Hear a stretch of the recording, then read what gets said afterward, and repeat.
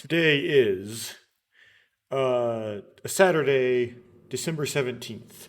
Um, so this is when I've published for the Great Ace Attorney Chronicles parts 1 to 42 already, and I had two more parts recorded, parts 42 and 43 and 44 to go.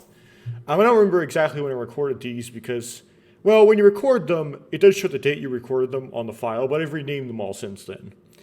But it was sometime probably between about around March until July. So, and I believe if you look on YouTube, it'll tell me when I published them, but I'm too lazy to do that. Anyway, I have to go back to it now, several months later. I don't necessarily have to, but I want to. And figure out all of the, okay, quote unquote, achievements that I have missed. Which, I guess there's several sort of things like this on different platforms. Like I played this on Steam, there's Steam achievements. If you play them on PlayStation, there's play games on PlayStation, they probably have similar things. But it's kind of gimmicky, but it tells me maybe funny little things that I missed on my playthrough, which I can go back and do. So I did look at a guide for these things. So I'm going to be flailing around and make a bunch of wasted footage, but I'm going to be flailing around a little bit because the guide's not like super exact. So the first one occurs in episode 2 or chapter 2 of the first game, and somewhere in part 3 of the investigation, which there only is, there's only an investigation in the second episode. You inspect the bed somewhere during one of Herlock Sholmes' great deductions, and that's an achievement. Now, I believe it's the last one of the chapter. However, I don't know when that's going to come up. So I'm in like part 3 of the investigation, and this is, I guess, going into one of them. And we'll see if this is the last one or not. Hold on, I have to take something out of the oven. But you really didn't have to hold on for anything. I was obviously going to edit out that part. Anyway, so let's go into this and see if this is the one. There might be one right afterwards. There might be one afterwards. We'll see if this is the one in which we can do it. So.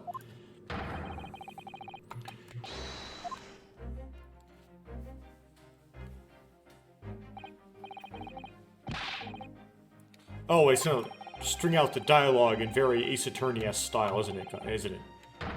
Come on, go for it. Come on, actually do the thing.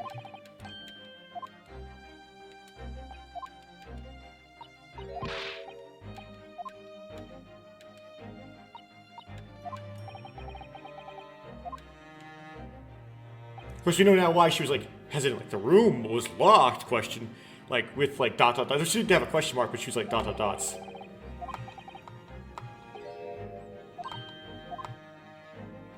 It's gonna come up with the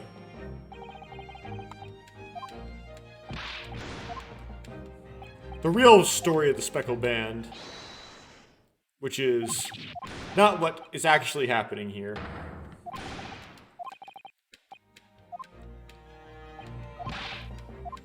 Wow, this is a lot before the deduction, a lot further before the deduction than I thought it was going to be.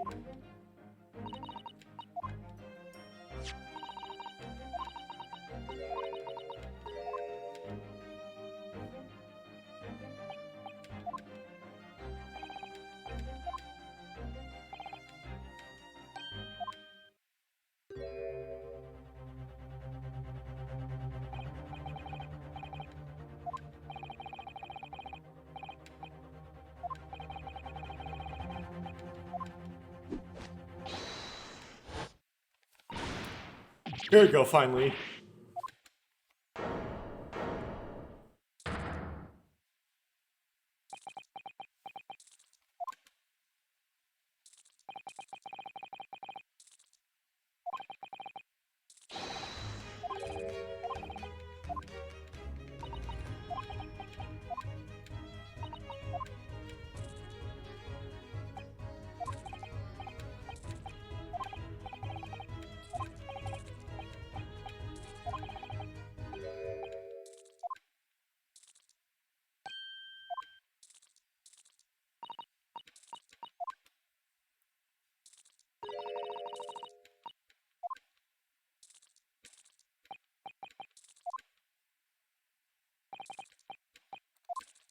Well, I started this way too early.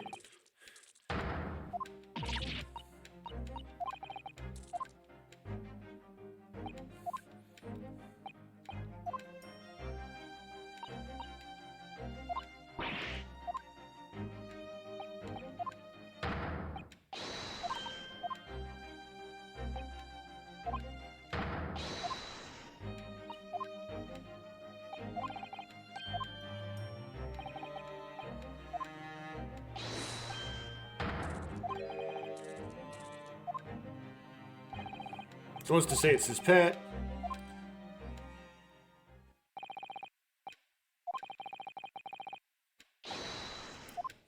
Finally.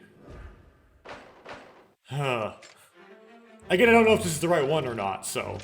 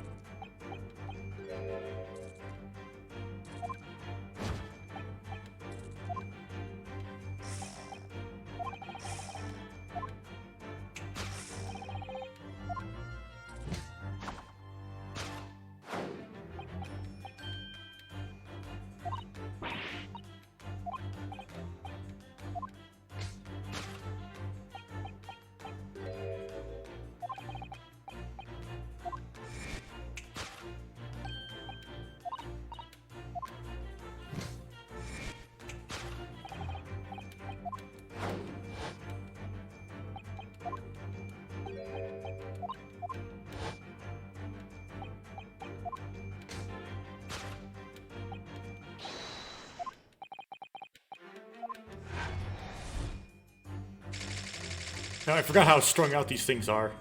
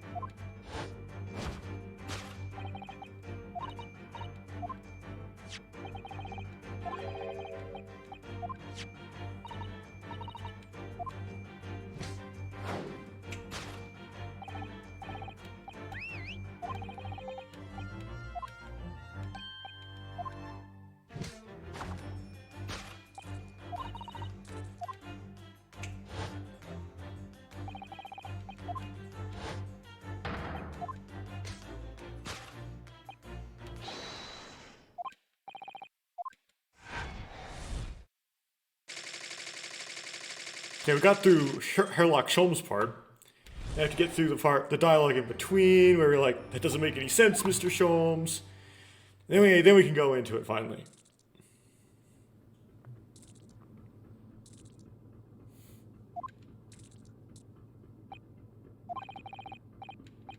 Come on. Let's pick this apart.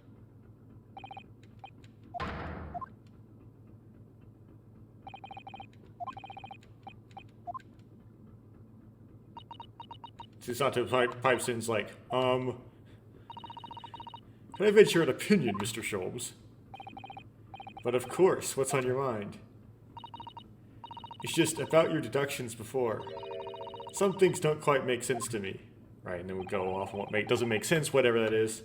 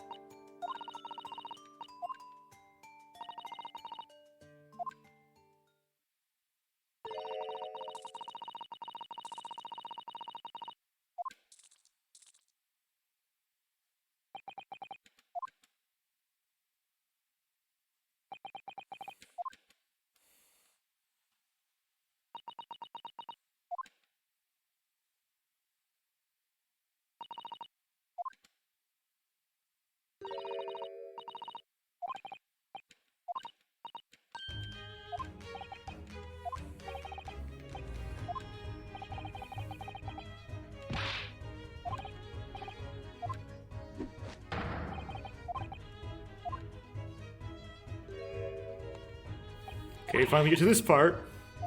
I'm already like 10 minutes of recording this.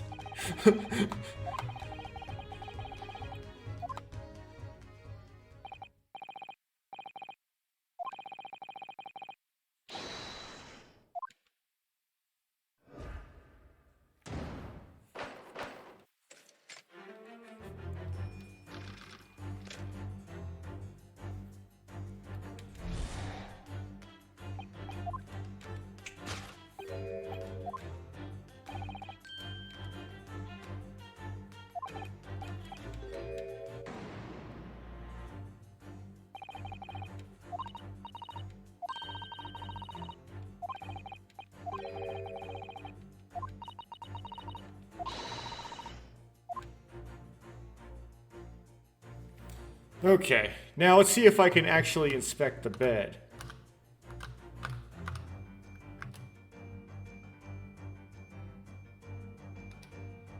Yeah, we can't do it in this... Yeah, can we? No, it doesn't give me a... like a thing to inspect the bed with. Okay, so I can't do it now, so I guess I'll just continue with the gameplay for...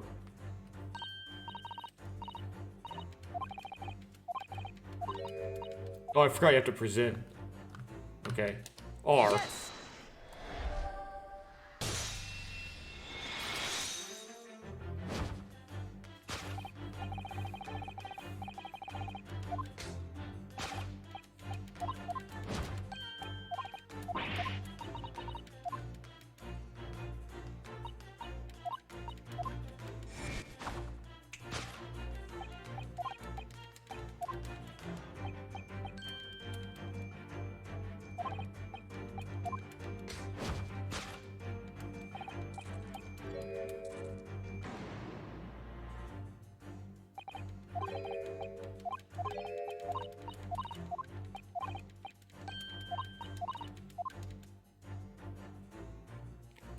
Okay, can we inspect the bed in this situation?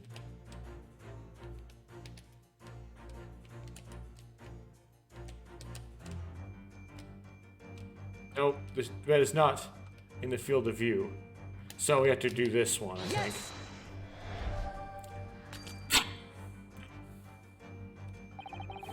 I guess I lost health there.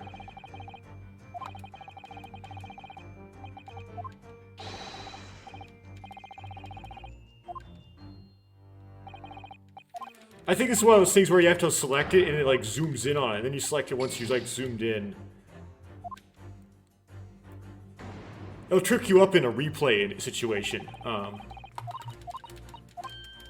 Because you try to skip the step and it doesn't let you skip it. So I think, yeah, I have to inspect this. And then once I'm inspecting it,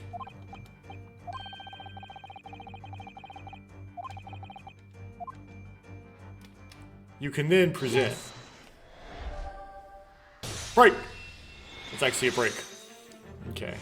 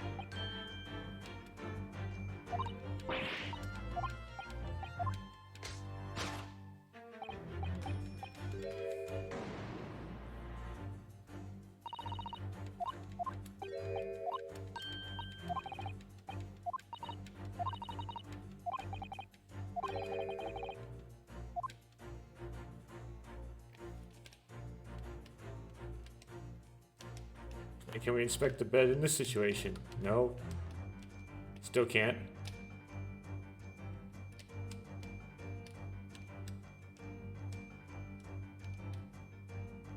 We're gonna inspect it. See if...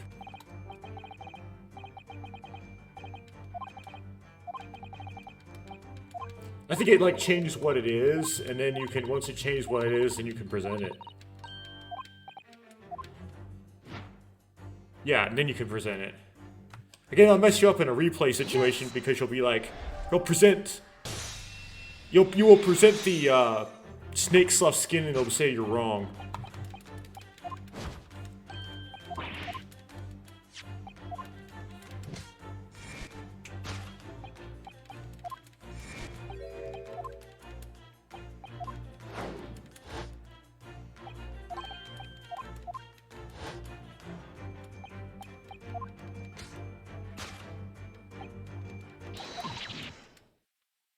Okay, that finishes it. I guess that wasn't the right deduction because we didn't have a chance to inspect the bed in there anywhere.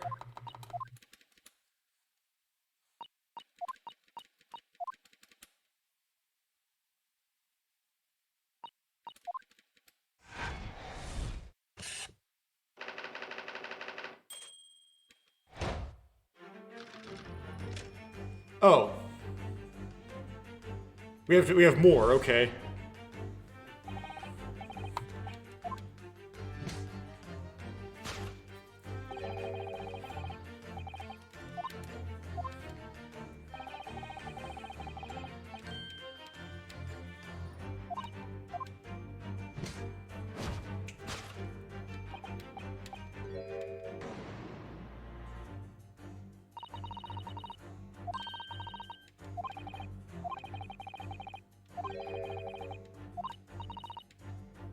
They're saying Kazuma wasn't poisoned. The problem is that Herlock Sholmes did something to him so it looked like he was dead. We could think maybe he was just knocked out or something.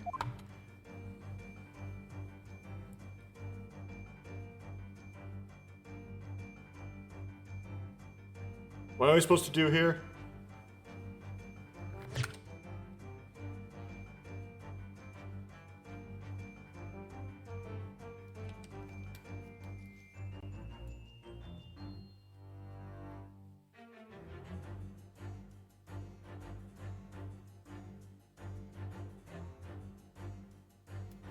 Okay, what's...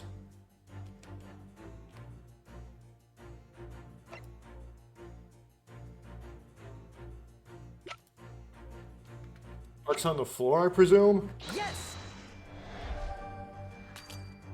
Nope. I wasn't paying attention because I was just trying to click through this. I wasn't...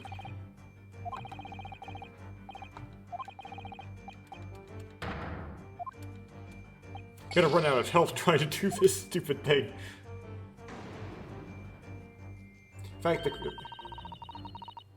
Wasn't killed by poison, yes, but it seems that Mr. Sholmes doesn't. We should show him evidence that we have that details the cause of death. Even a great detective needs to... Okay. Inspect it.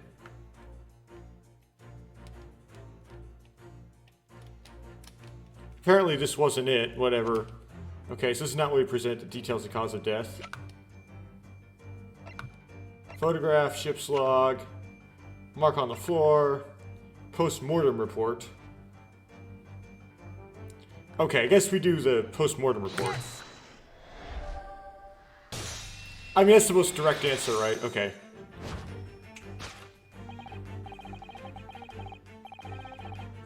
I mean, the mark on the floor made sense because he tripped and made that mark with his shoe, and then that broke... Yeah, but whatever. I'm not really reading the text, but,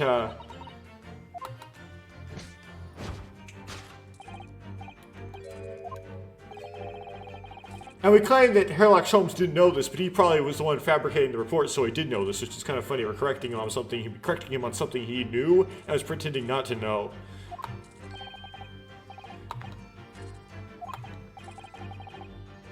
The jury is... Oh, wait. Did he actually say that?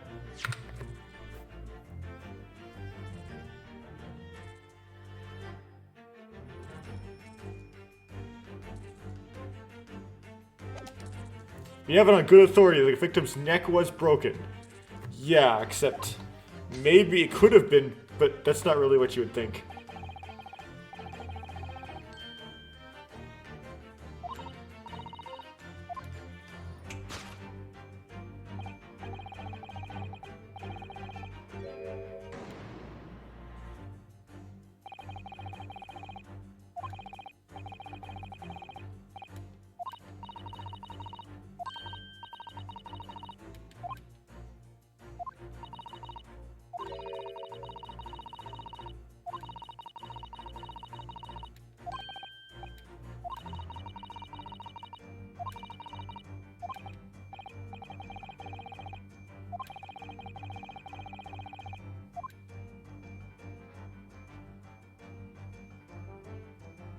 Okay, and then this is where you do the skid mark, right? Yeah, okay. I would just head by one.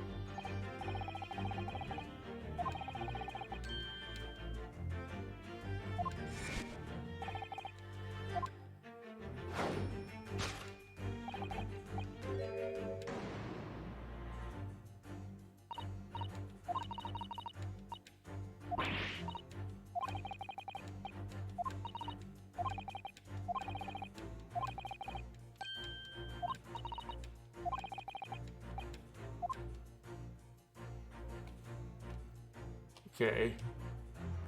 Wow, field of view here is really small. But anyway, I think we hit the trash can, right? Yes. Oh, do we have to inspect it first? Again, they do the... We have to, like, find the thing in the trash or something?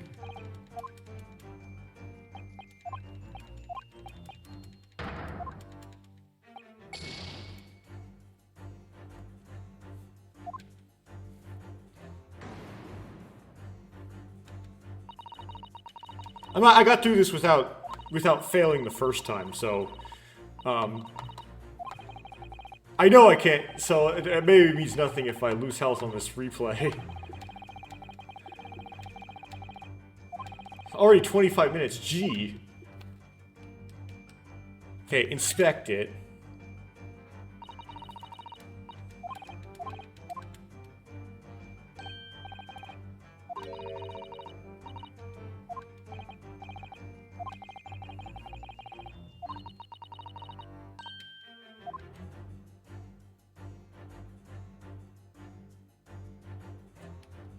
Yes. Same answer. Just you didn't inspect it first. Gee. There's got to be a trope name for that, where it doesn't let you skip.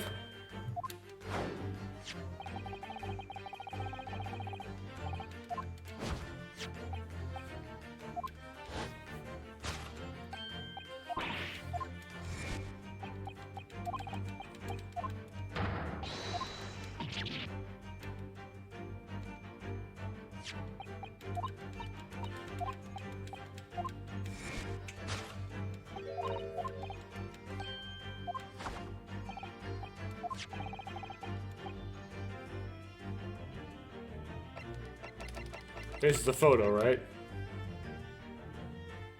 Yes.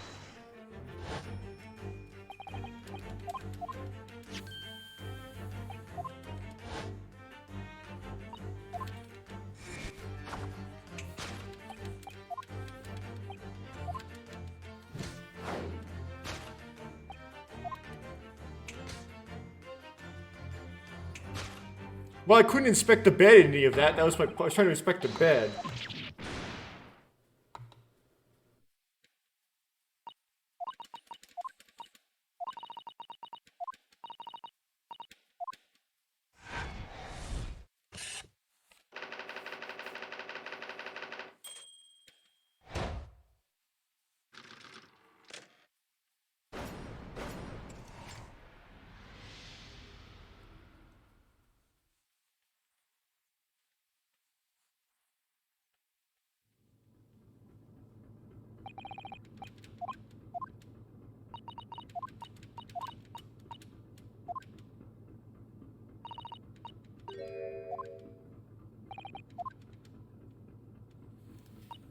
Uh.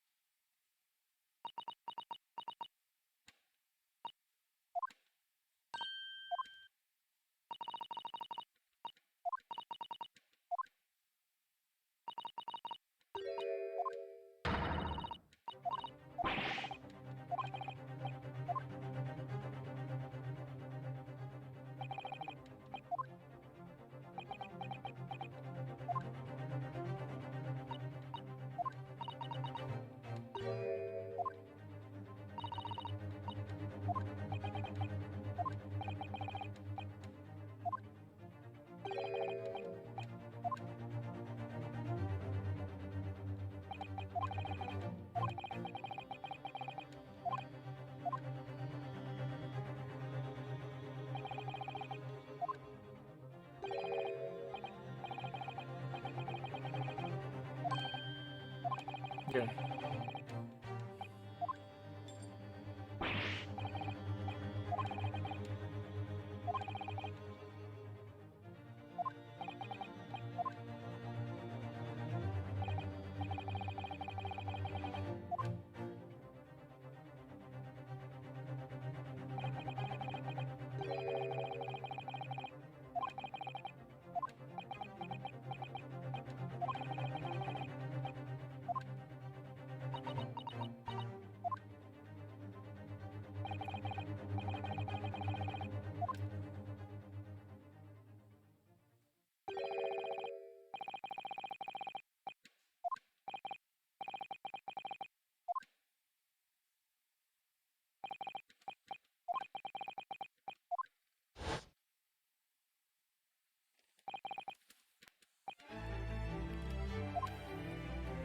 We still won't figure that out.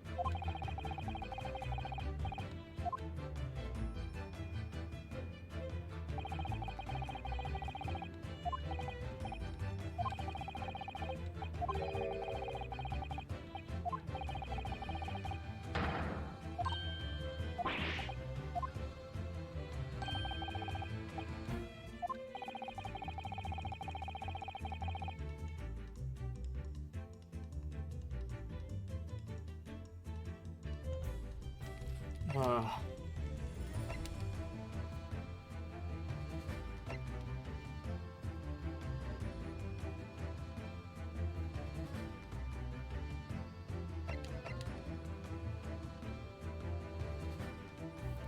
I forgot how to do this one. Wow. Right, why would someone bother with this if it was an accident?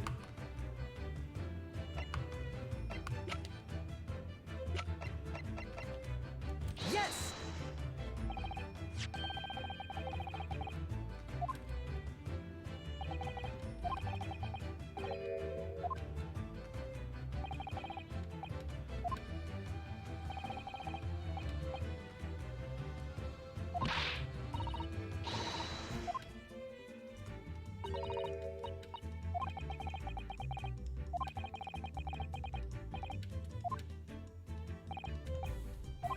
Is Russian really a simple language? I thought it wasn't.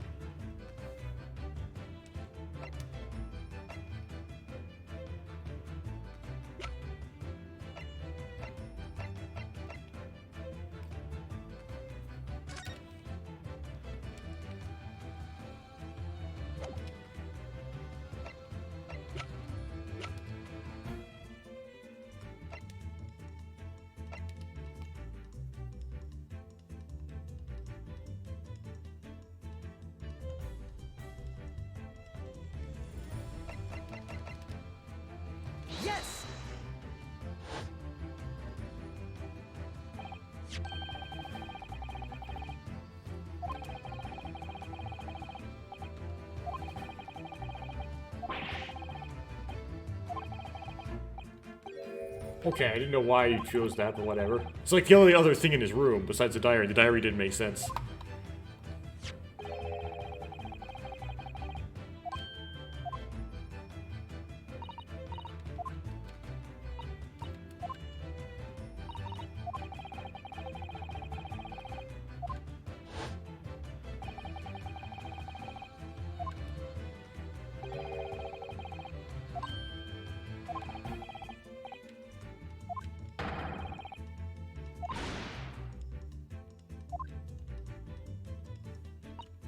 Hold it!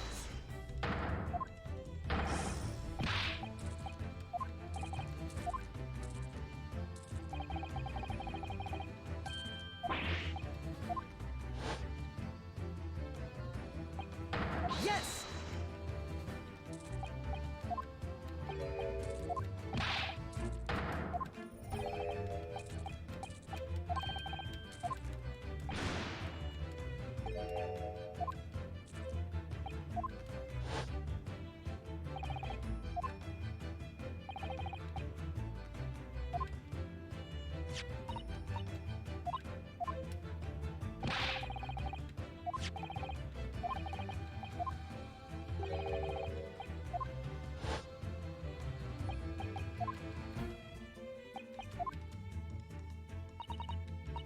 Hold it!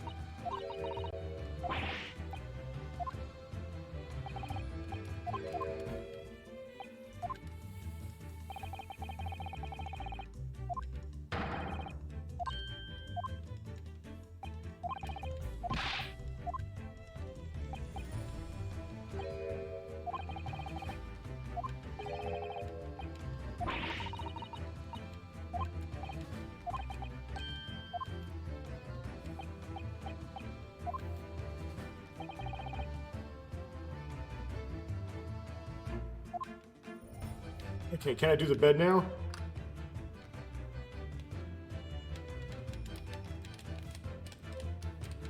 No, I can't. Can't do the bed.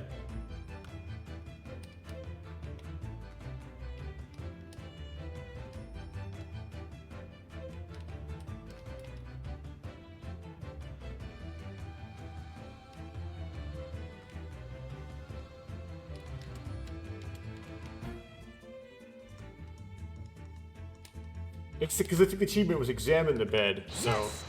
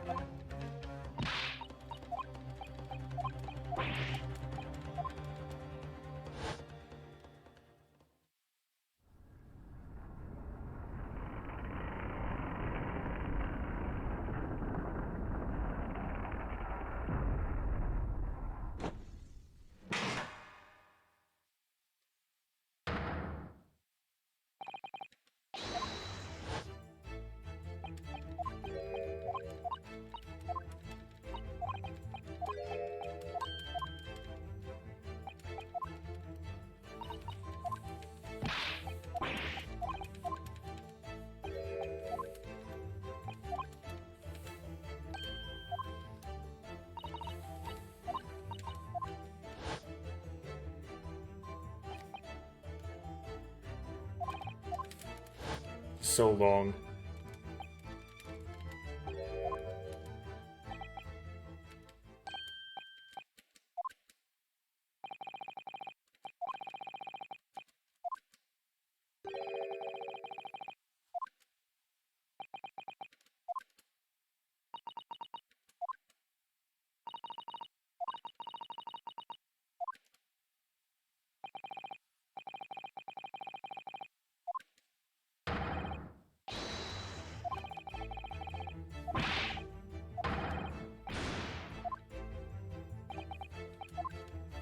They don't even know why he's here. Just dropped in randomly.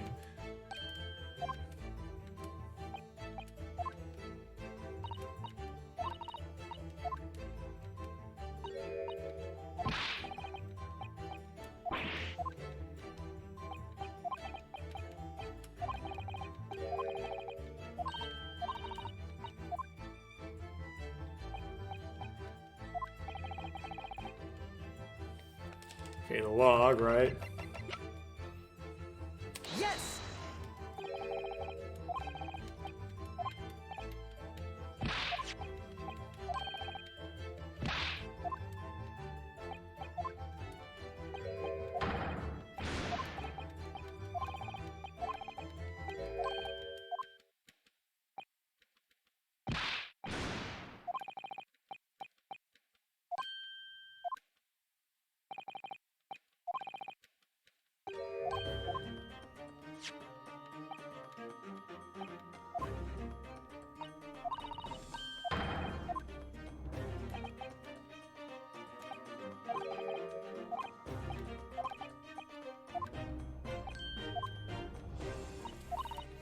So much text.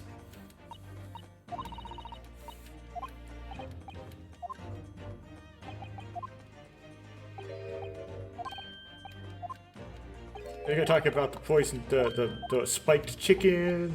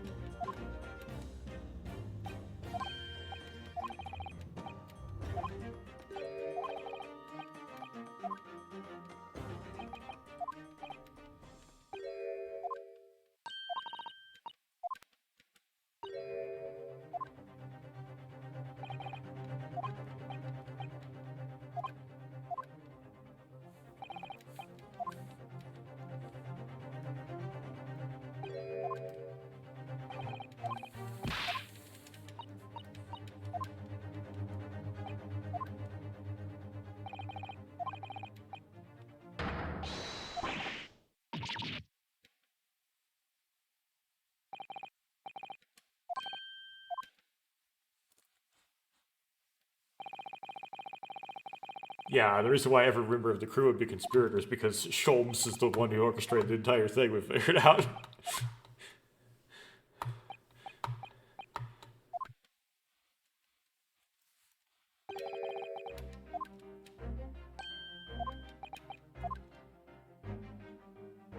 Or so he says.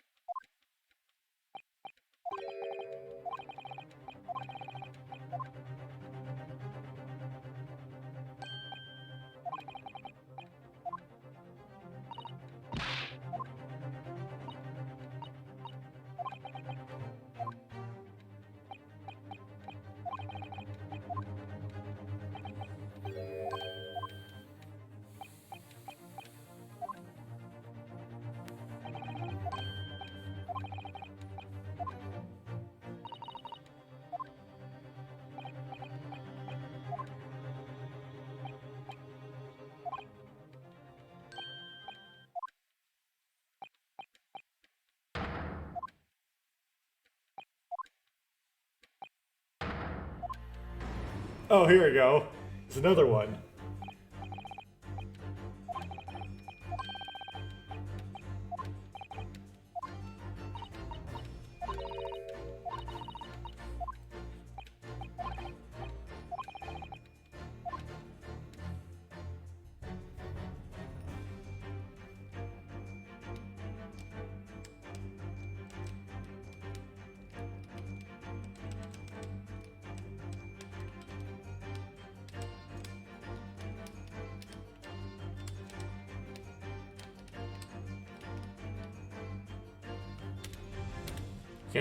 Cannot inspect the bed here.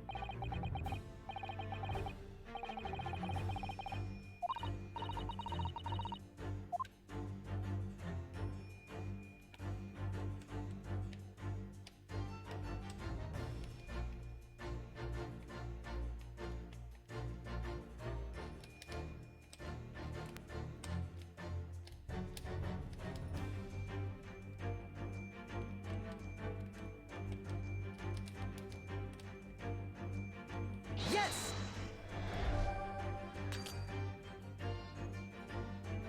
Do I have to examine it first?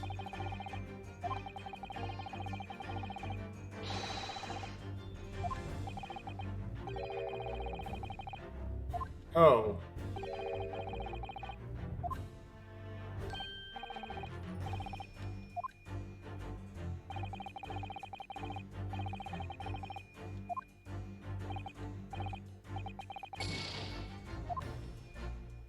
What? Did I jump ahead?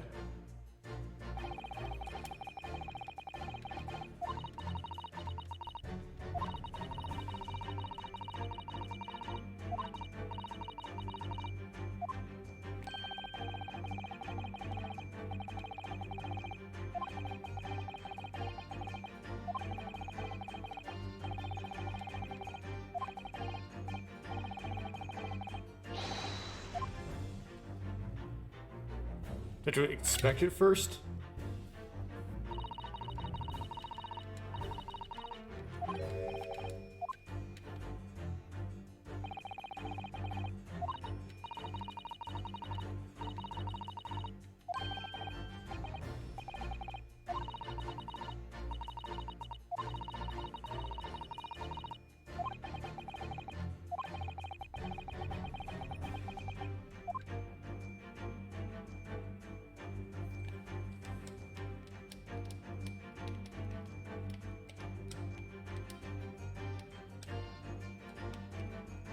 And do we have to inspect the other side then? Afterwards?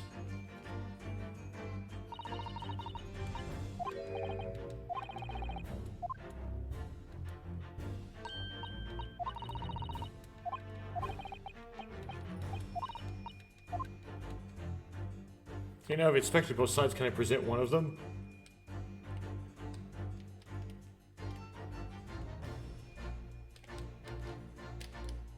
Yes! Nope, okay.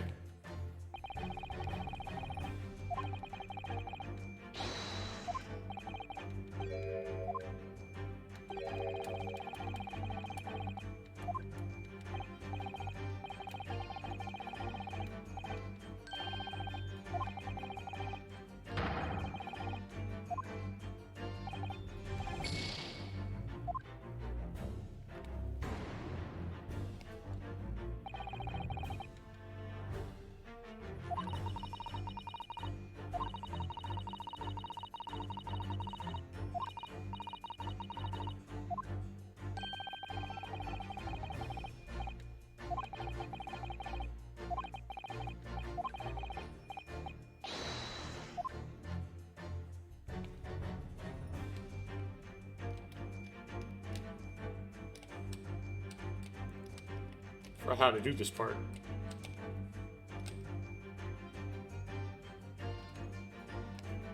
Try the ink stain. Yes. Okay, apparently that was the answer.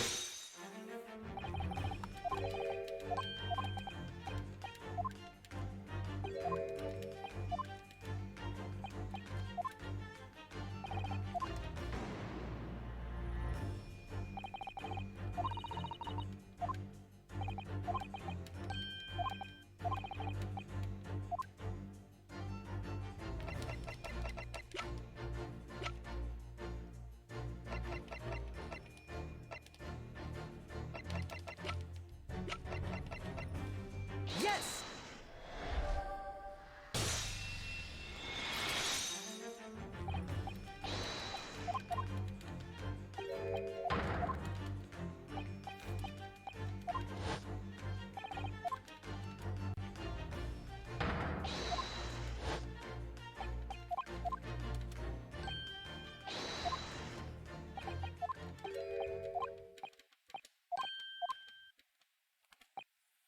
So still couldn't inspect the bed.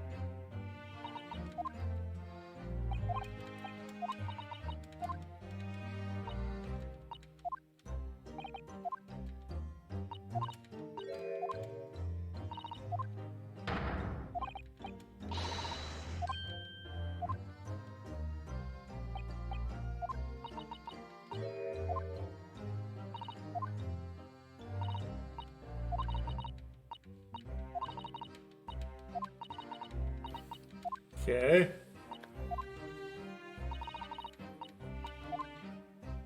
She's wrong still. Nope. Do another thing.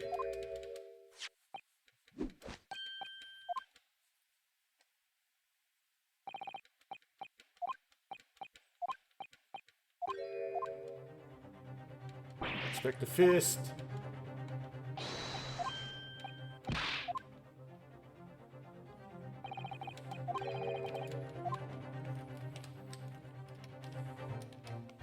Yes.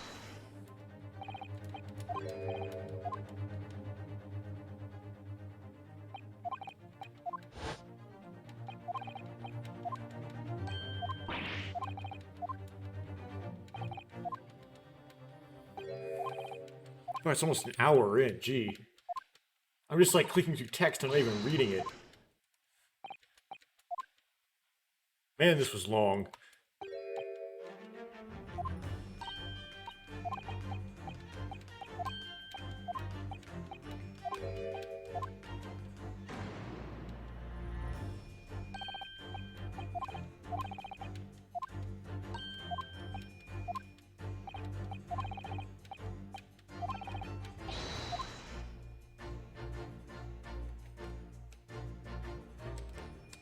Can I inspect the bed now?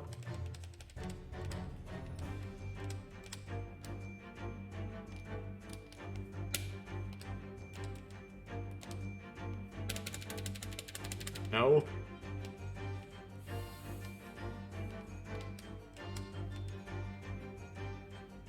Yes.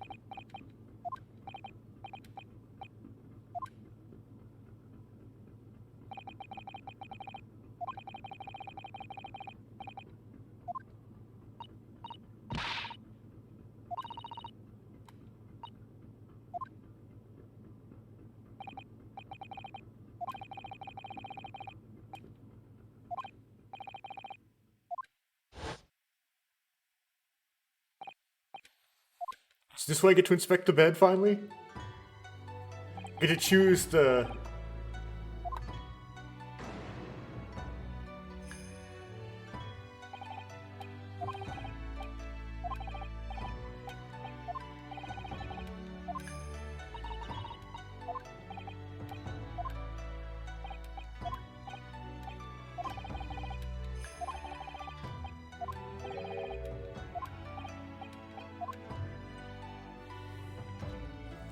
Can I inspect the bed now? Yes. Huh, his bed. I remember him being annoyed about the pillow. He said that it was too thin. Didn't he put that big, thick book of Japanese law underneath it, in fact? Perhaps he was thinking of looking something up. Either that, or talking to Miss Pavlova made him acutely tired. There we go. Finally got it.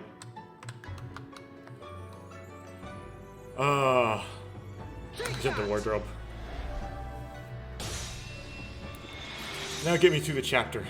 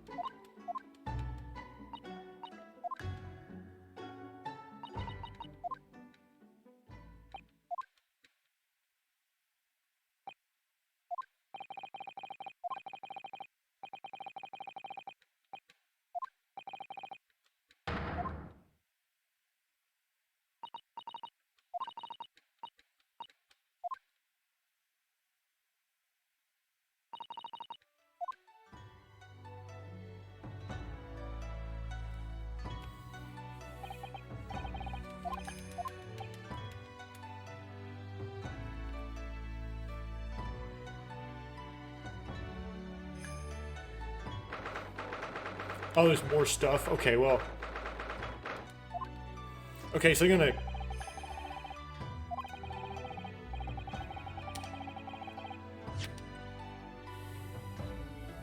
Okay. Back to title. Don't save. Yes. Okay, I'm gonna pause here while I go into where the next one is. That was like an hour for something I thought it was going to take like a couple minutes. Okay, I'm back, and I'm in Chapter 4. Now, when I went to, after I selected Chapter 4, I noticed that now that I've already finished the whole game, it gave me this menu to select subsections of Chapter 4. I didn't know how coarse or fine the subsection selection was.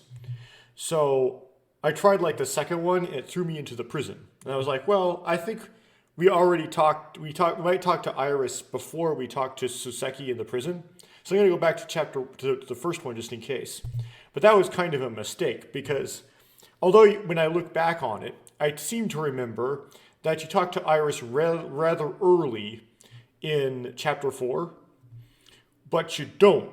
You have to have this conversation, which is kind of long, with Lord Strongheart, followed by a short conversation with Gregson, followed by a really long conversation tree with Soseki in the prison, which was where it threw me, and then followed by a long conversation tree with Gregson in the road, before you finally get to, by him, do you mean Sherlock Holmes, or when you get when Susato actually suggests we talk to Sherlock Holmes, we actually go there.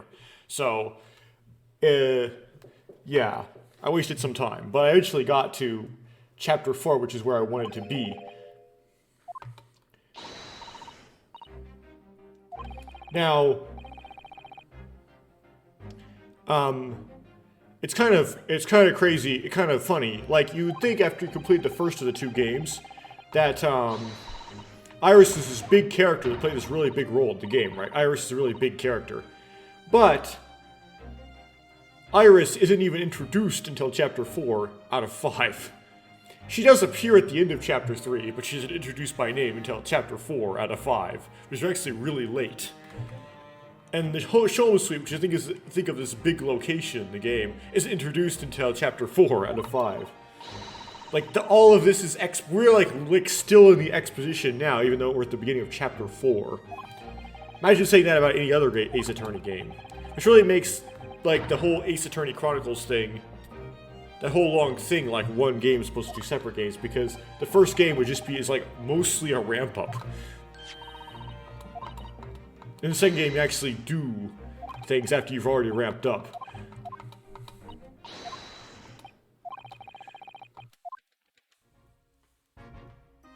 Okay. Let's actually go there. So, what I want to do is Iris is going to show up and introduce herself, but I want to, like, peel myself off and inspect things as soon as possible after, Iris introduces herself to me. And let me look at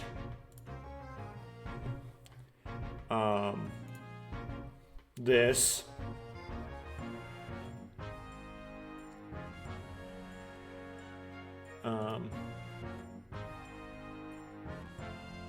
Let's see here.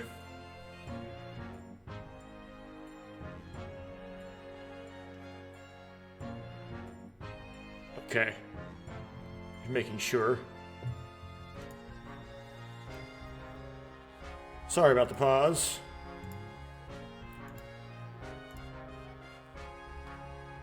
So I'm gonna go to Sholem Suite.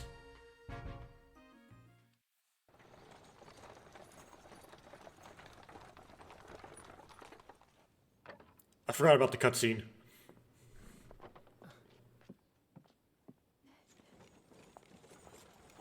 Thank you very much. It's just up there overlooking the street.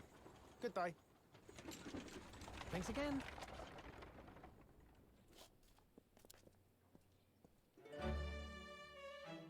This is it. The residence of Mr. Herlock shows.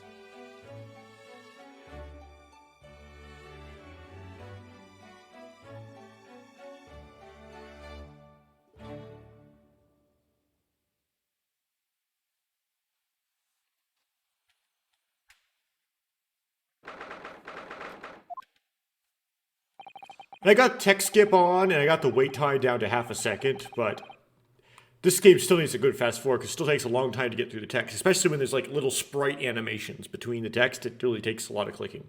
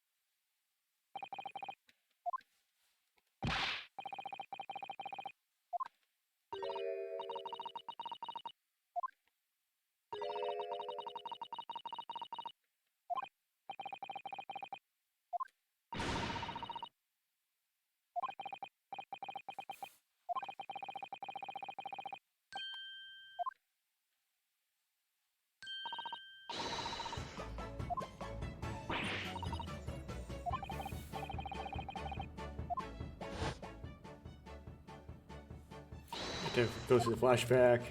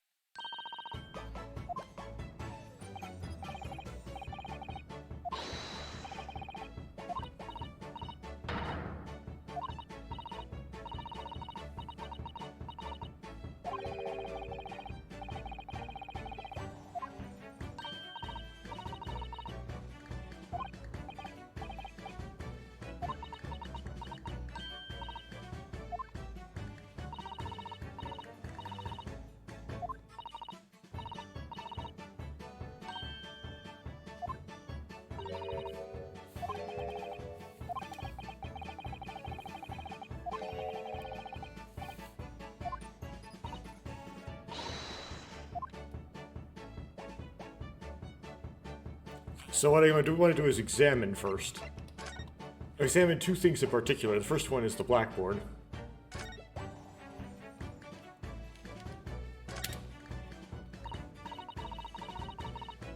Oh, that's my blackboard where I note down ideas. Oh, interesting. Let's see. Black Peter. What does that mean? Don't want to hear what Iris has to say, Mr. Naruhodo? I'll come back to that blackboard later.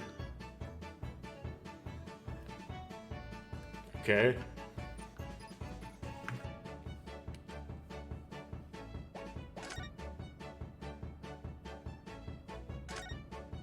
Inspect the violin. Oh, I've seen pictures of Western musical instruments like this. It's called a violin, isn't it? Of course it is, Mr. Sholmes is renowned for his violin playing. Oh, really? Absolutely, it's often explained in the stories. It's inspirational, Mr. Naruhodo, inspirational. I immediately started playing the koto, which was the closest Japanese stringed instrument I could find. What a shame you couldn't bring it with you to London. Oh yes, well, Papa was beaming when I asked him if he would buy me one. But after a while, he asked if I would only practice when he was out of the house. So now it's merely an ornament in my room. That must have been an awkward conversation.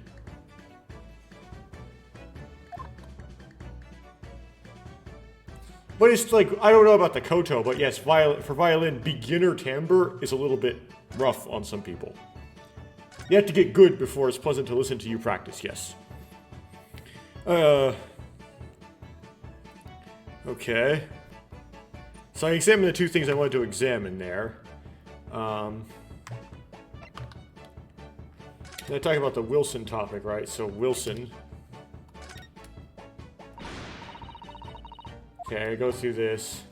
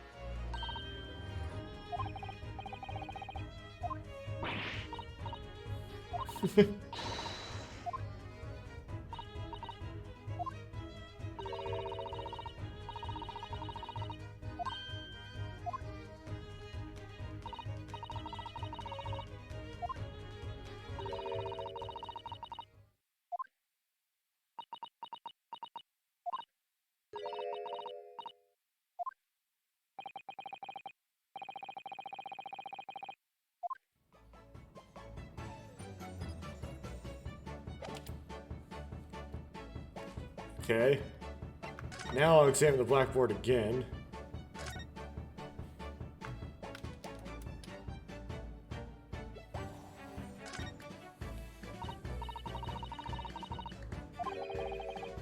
Black Peter? What does that mean?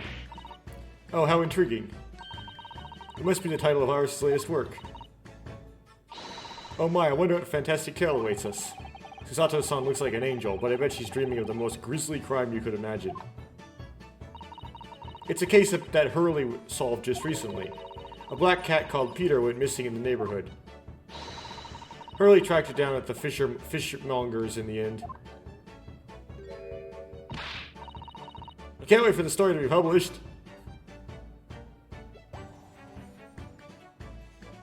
That's it? That's lame. Okay.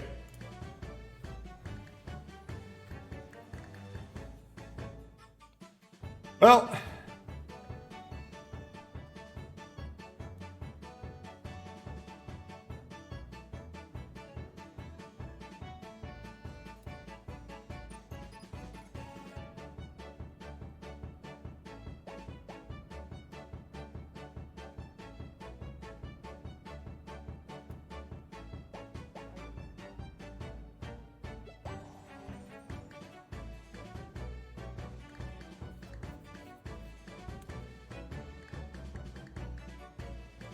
Cool.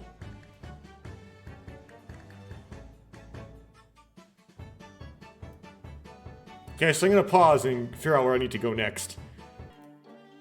Okay, I'm back and now I'm at the beginning of chapter 5 of the first game. After the opening conversation you have in the Shom Suite at the beginning, I'm going to inspect the blackboard as usual.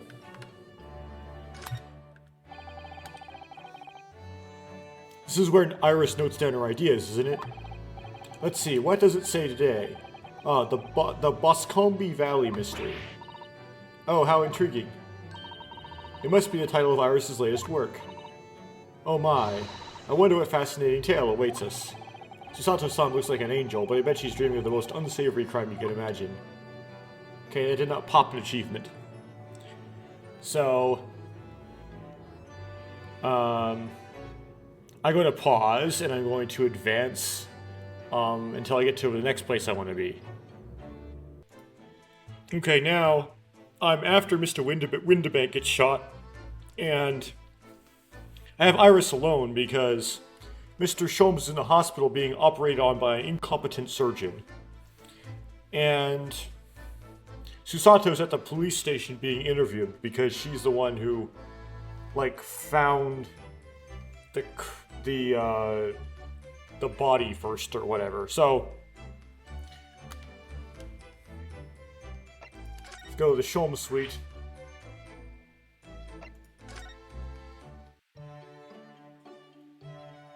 And then examine the blackboard again. This is where you note down ideas, isn't it, Iris? Let's see, what does it say today? The Boscombe Valley Mystery. We visited Boscombe Valley recently for a picnic, you see, but I forgot to bring the tea. So when Hurley became thirsty, he decided to drink from the Boscombe pool. He gave himself an awful tummy ache. Oh dear.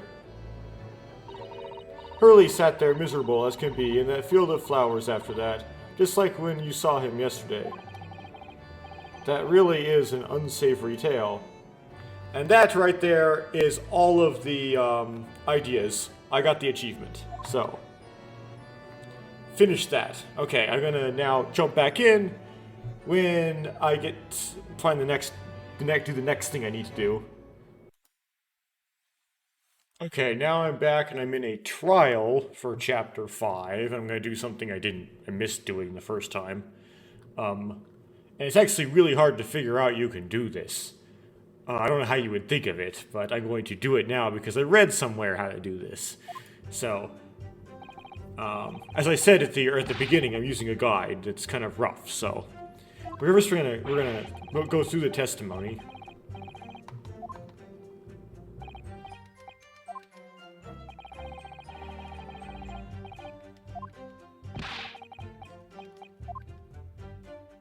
Now, I forgot exactly how you get out of this cross-examination, but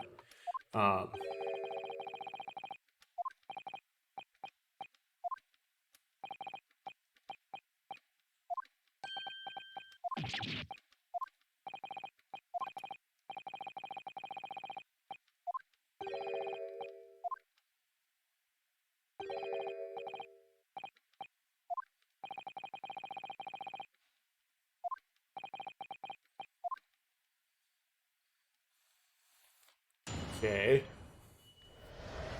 Now we cross-examine them.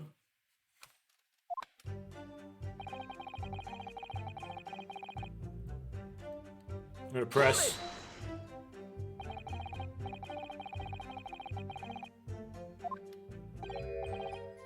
Oh, you know, we ain't exactly squeaky clean, are we?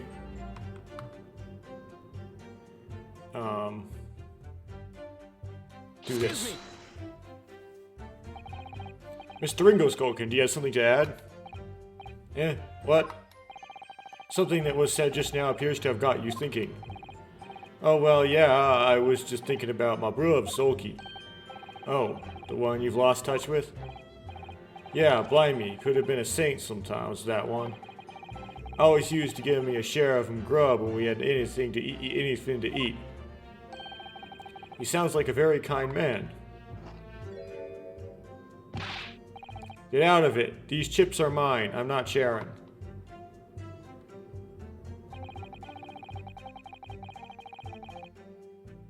Because when we heard the gunshot, see, we both jumped and all that stuff went flying.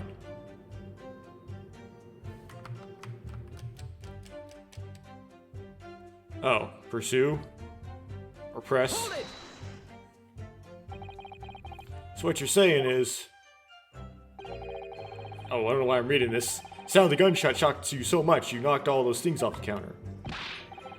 Well, it shocked one of us that much, yeah. This bag of nerves needs to learn to keep his shirt on. Look, it was loud, alright, blimey. My dead granny would have woken up at that bang. Pursue this, yeah, do a pursue on Ringo. Mr. Nash, Skulkin, do you have something to add? What? Something that said just now appears to have got you thinking. Oh, well, yeah, I was just thinking about my bruv, Sulky. Oh, the one you've lost touch with? Yeah, Gory could be a right nasty piece of work sometimes, that one. Always used to nab me share of the grub when we had anything to eat. He does sound like a very mean man. Whoa, what are you looking at me for, sunshine? And that's it. So I'm going to pause again and start recording when I get to the next part I want to be at. Okay. I'm where the judge said, for some reason I wanted to stop it on when the judge said, do you consent to answering some simple questions? Actually, I did the backlog, right?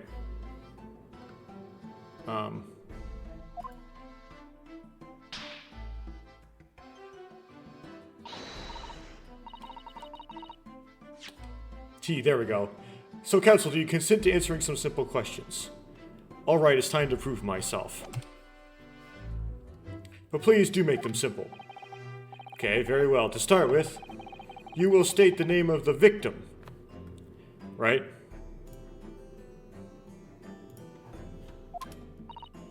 Phew, that is simple. I couldn't forget that if I tried. What is the matter? Now that I'm standing in his shoes, I'm starting to understand something that Mr. Naruhodo-san goes through. Like it or not, mines are wont to blank. It's not surprising, really. It's your first time in this position, and in that guise. Even a bright spark like you would be bound to flicker and falter a little under the circumstances. Oh dear, this is a dismal failure. Don't fret. You need only the knowledge you've gained as a judicial assistant to overcome the problem. Of course, the court record. Yes, the answer will be amongst all the key information about the case in the court record. That's right, just use E to open the court record. Then you will need to do this stuff that I already know how to do. Alright. E! Okay. So, what's named Ouchie first? The victim in this case is, yes, Prosecutor Takatsuchi Ouchie. What? Why a sudden triumphant cry of yes? Are you threatening to kill me? He seems angry. And you're surprised? Did you consult the court record? You must look through it carefully. Oh yes, I did, of course. I looked at everyone on file, and I chose the person whose features appeared to be the most deathly. I must say, this most unusual methodology of yours leaves me almost speechless. It occurs to me with renewed certainty that reading the information carefully is vitally important. I strongly recommend it. Oh dear, I simply can't ignore that imploring look. Your Excellency, please allow me to amend my answer. Very well. I'll excuse this incorrect response given your wide-eyed state of panic. Amend your answer. You mean replace your answer? The name of the victim in this case is...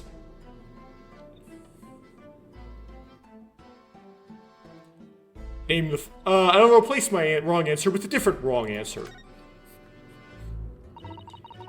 The victim in this case is none other than Professor Eugen Mikotoba. What? Well, to be written off by one's own child. Father, you seem suddenly so much older and warier than you were moments ago. Because of you, clearly. The judge is asking for the victim's name, the person who was killed in this case. Look through the information in the court record again, carefully, before you kill me for mercy's sake. Oh dear, I simply can't ignore that disapproving look. Your Excellency, would you allow me to amend my answer? Very well, I'll excuse this incorrect response given your wide-eyed state of panic. And I will pause there and resume when I get to another spot that I want to be at. Okay, I'm resuming recording in case this may be where I'm supposed to be. This is at a subsection called Secretive Miss Green, which is in the second investigation, after the first trial in the second investigation of Chapter 2 of the second game. Or I should call it Episode 2 of the second game.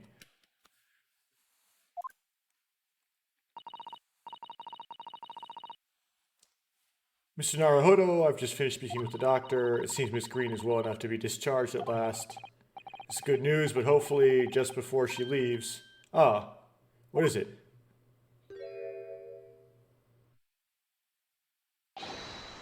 Miss Green.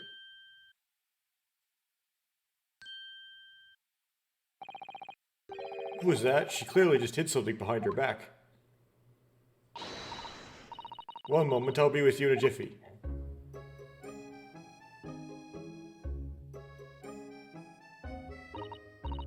Oh, hello everyone. What are you all doing here? The doctor has said I could be discharged, so I'm just getting my things together. Miss Green, what were you just doing? Oh, nothing, really. I was just about to take some medicine the doctor prescribed for me, after all. Prescribed. Well, we were hoping to have another quick chat with you, if that's alright. I don't really have anything else to tell you. Alright, she's definitely behaving strangely. Let's see if we can cook something out of her. Now I'm gonna do examine.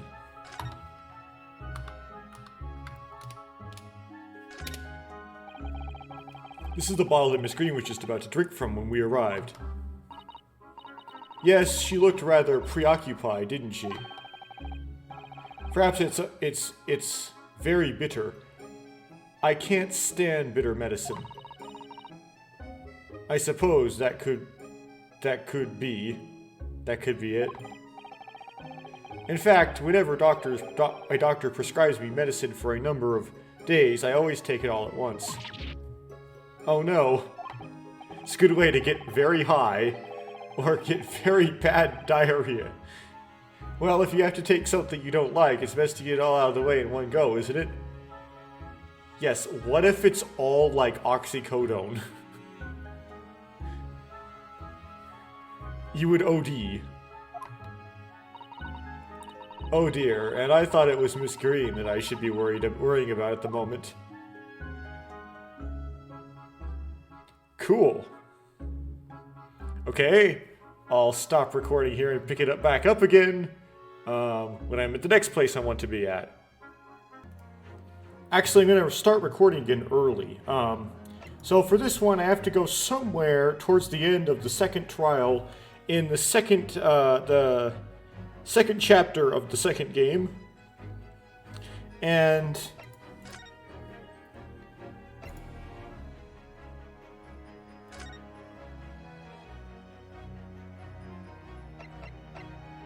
I don't know where exactly. So first trial, right? And then we have second trial. So first, testimony 1, summation examination 2, antechamber discussion 3. Testimony 2, testimony 3, conclusion.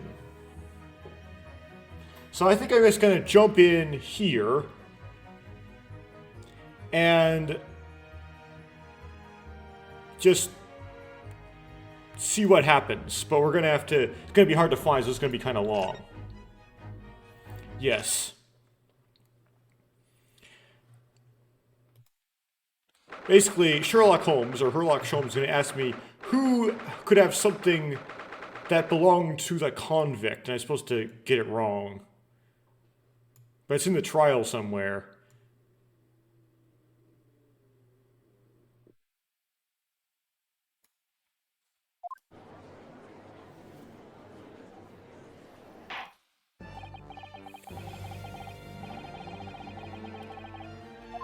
Okay.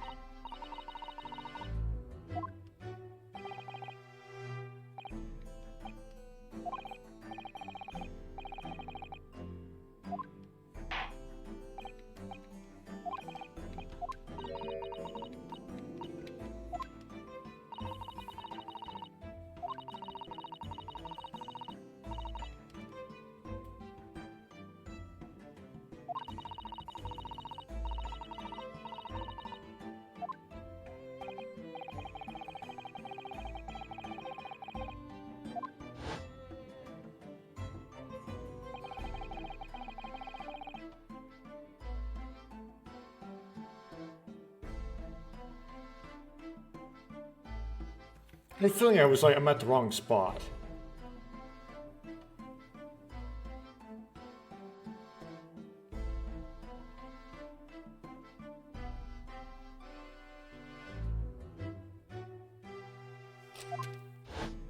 Oh well, I'll go through this anyway. I think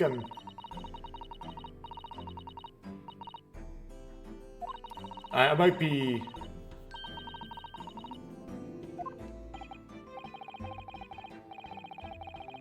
like trial part 4, not trial part 3.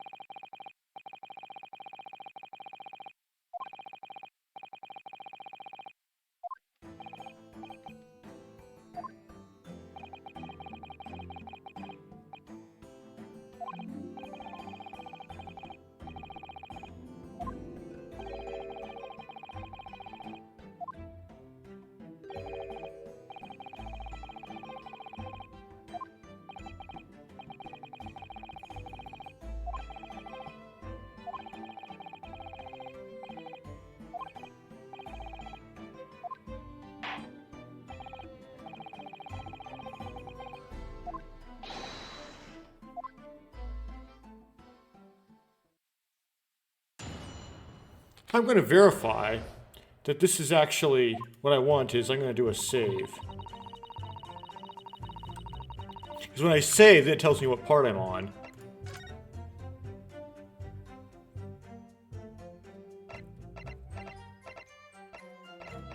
Let's see here.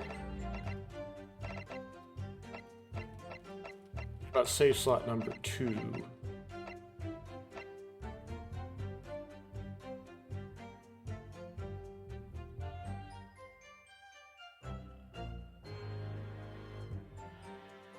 Yeah, let's...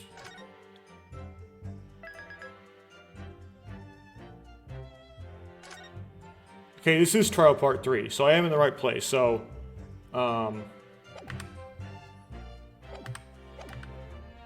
So I did not at the wrong part of the trial.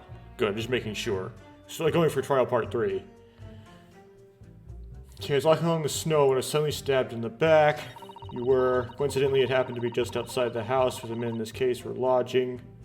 That's true, too. I was at the tavern on the Eye, even what thou speakest, for I had bespoke my supper. That might be something, but... It's the first time I've been in the area. I had little matter to attend to, that's all. And this is not correct, and so we're going to press it here. Hold it! What is this little matter screen? There's nothing really, it's not worth mentioning. Yesterday at the hospital. Ah. It was related to the card you were holding.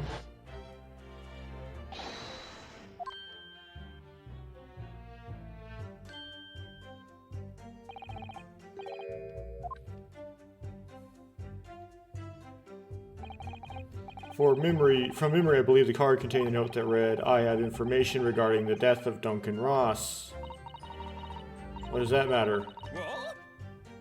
And then I have to toggle over. Excuse me. Mr. Shamsphere, do you have something to share with the court? To be or not to be? That is the question.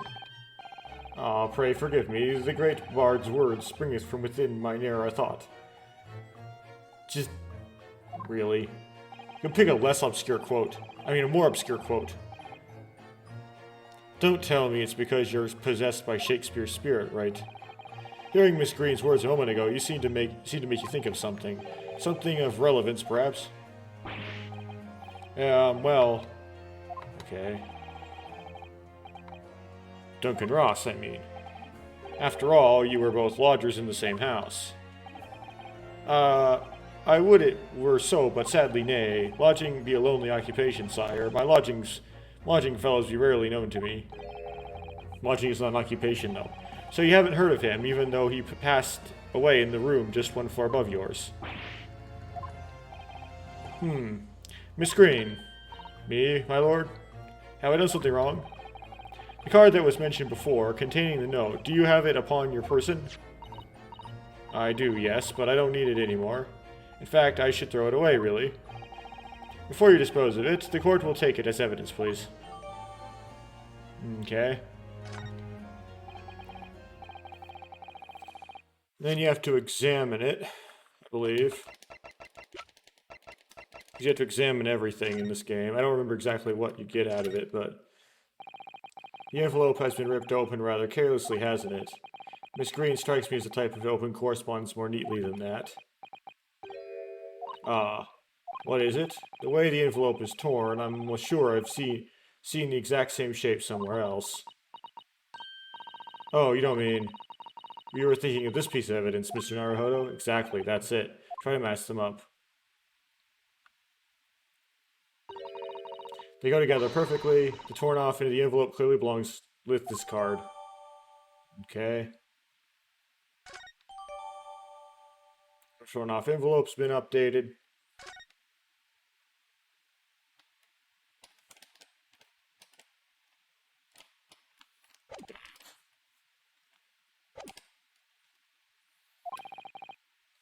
That's what links Mr. Shamsphere to Miss Green is Duncan Ross. Now continue with your testimony, please, Miss Green. As I admitted straight to the hospital, I knew nothing of all this business. She was, we're going to say first time I've been in the area is wrong because we have this scrap of paper from the room that shows you've been there. Objection! I guess that's wrong.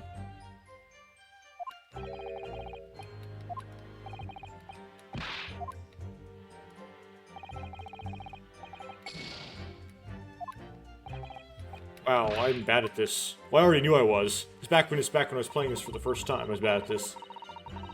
Okay. Tavern all eve, which thou speakest, for I had bespoken my supper. Okay, I have to press all these, I guess. Hold it!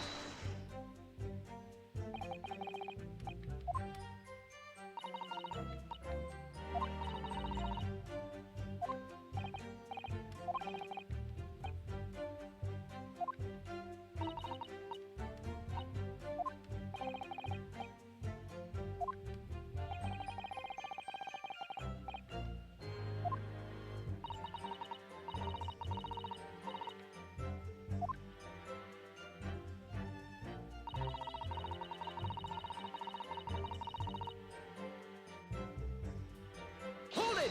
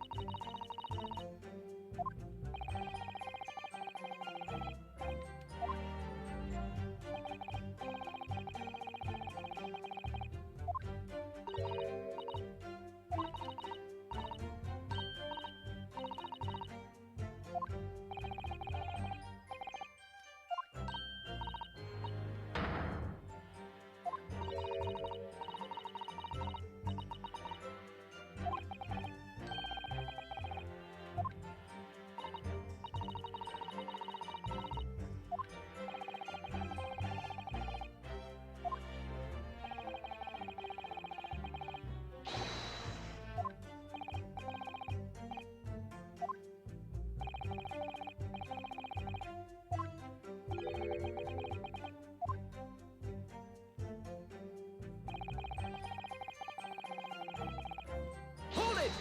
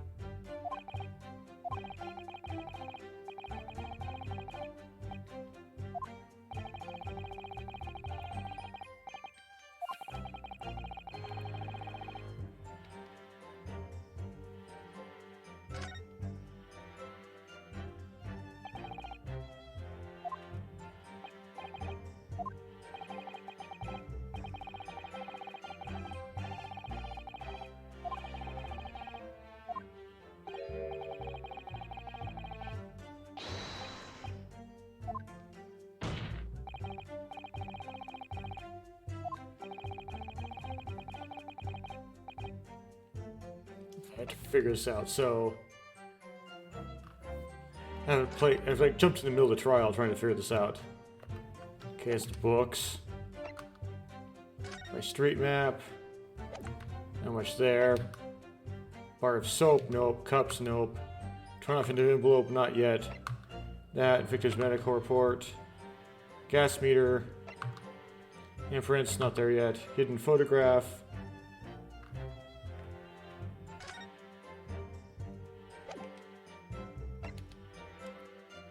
Poison.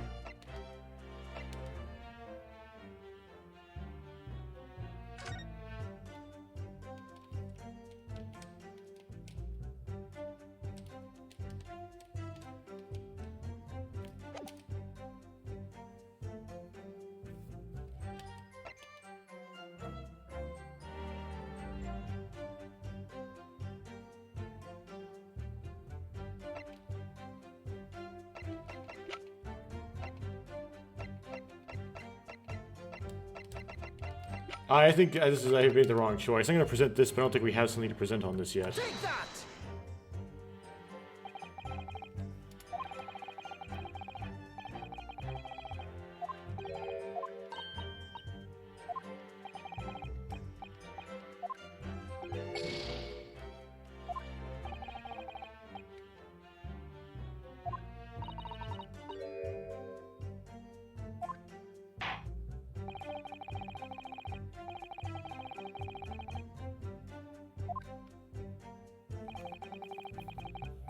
Unless you want to present Miss Green's card.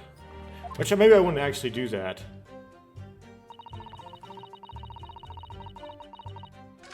Okay. Yeah, I'll try that again.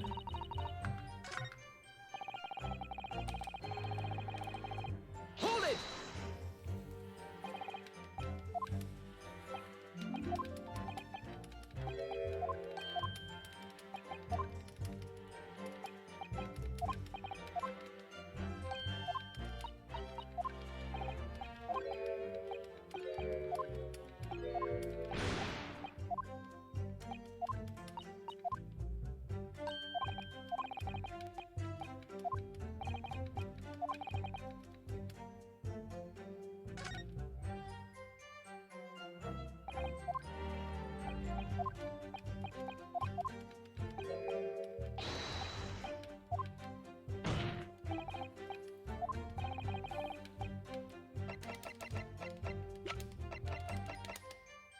Take that! Okay.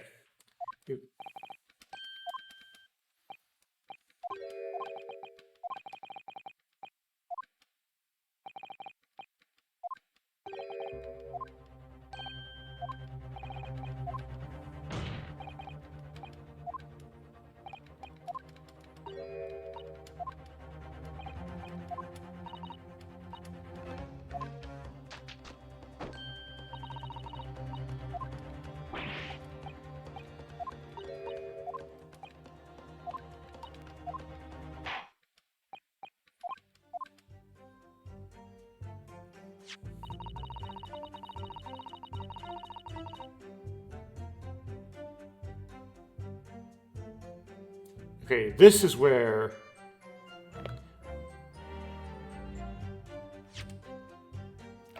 I present this, right? Objection! Yeah, okay. You can keep going.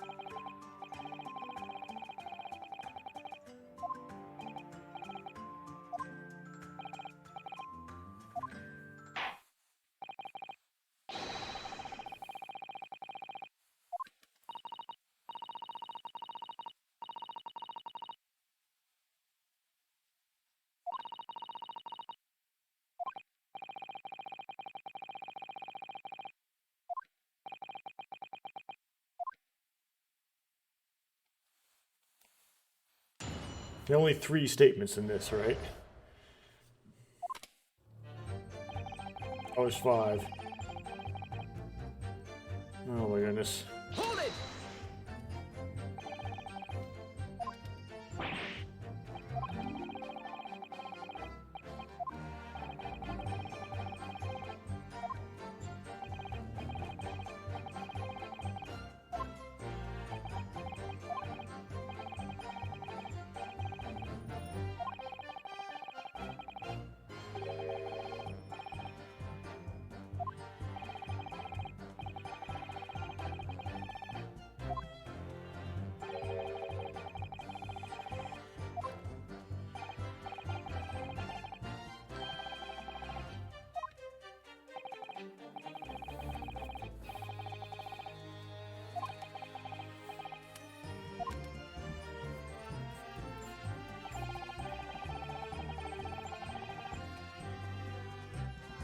Hold it!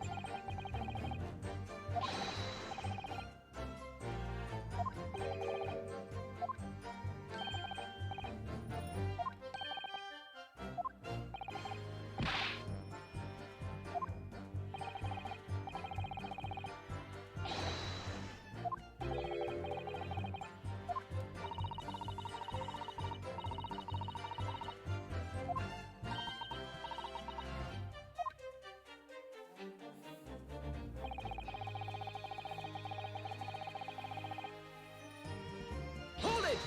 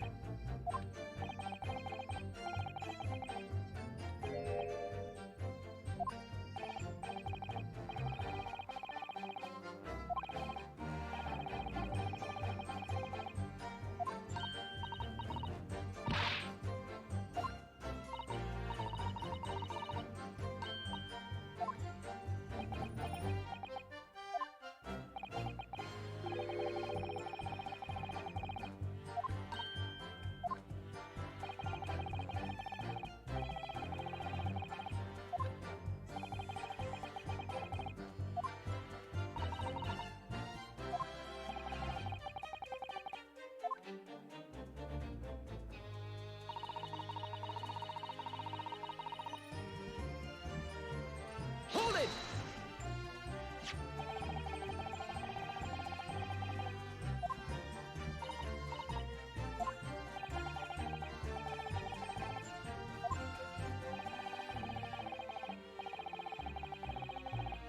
Objection!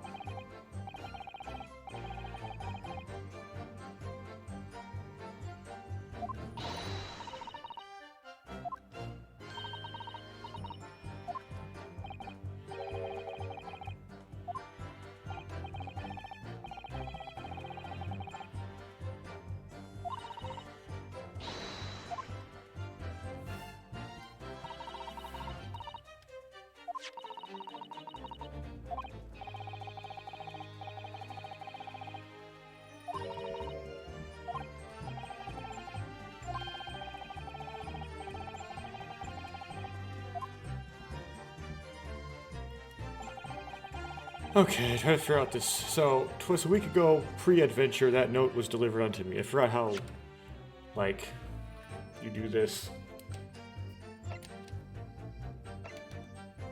Yep, soap, tea, scrap of paper, crime scene photograph, medical report, Smeater, handprints.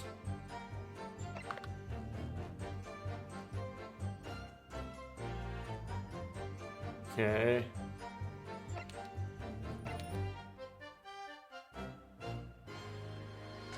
Selden's file.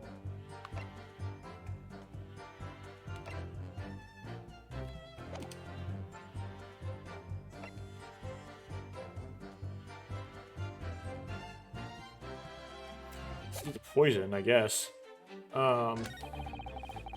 That day, I did tarry a long hour at the Slug and Salad. Don't have any evidence against that. Evening, I shared the company of a Japanese fellow. I did see the note had vanished.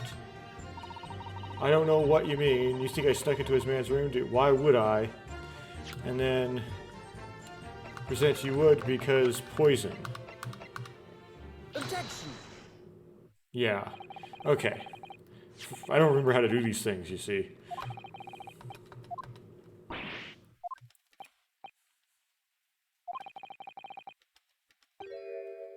Strike 9. Which again is a reference to something. I don't want to say what it is to because it's spoilers for that thing.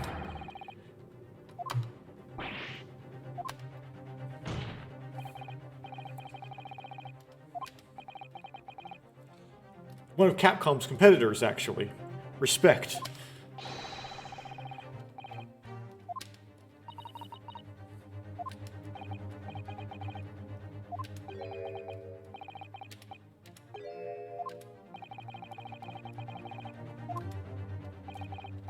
Gonna do.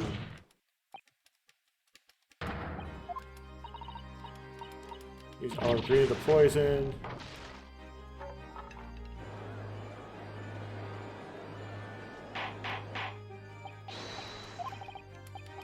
Okay, keep digging through these lines until eventually Herlockian says something, shows up.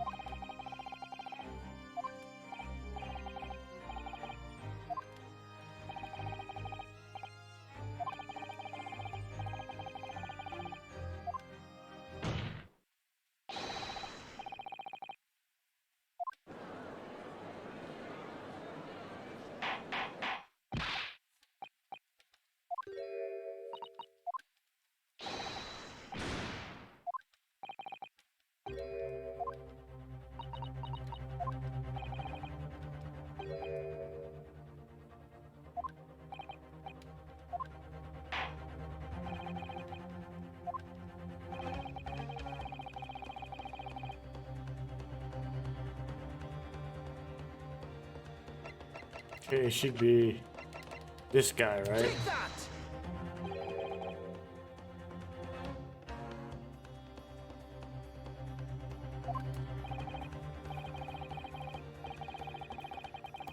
And if I recall, we're looking for Mr. Shulm's question about who might have something that belonged to the convict. Right.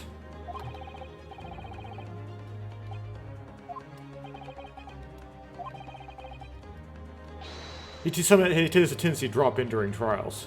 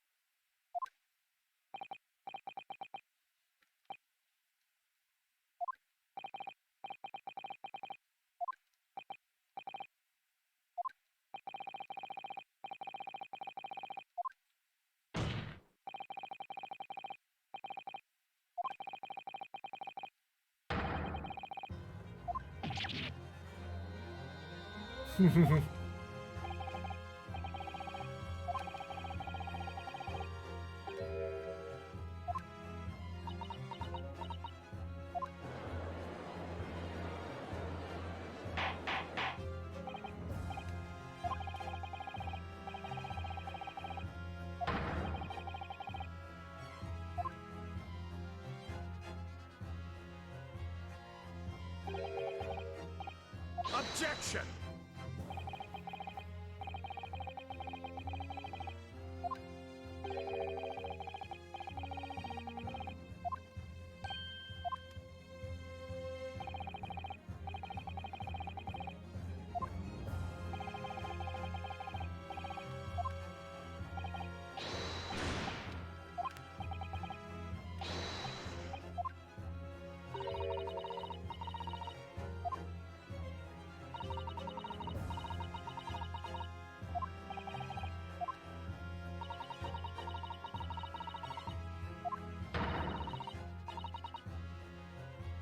Objection!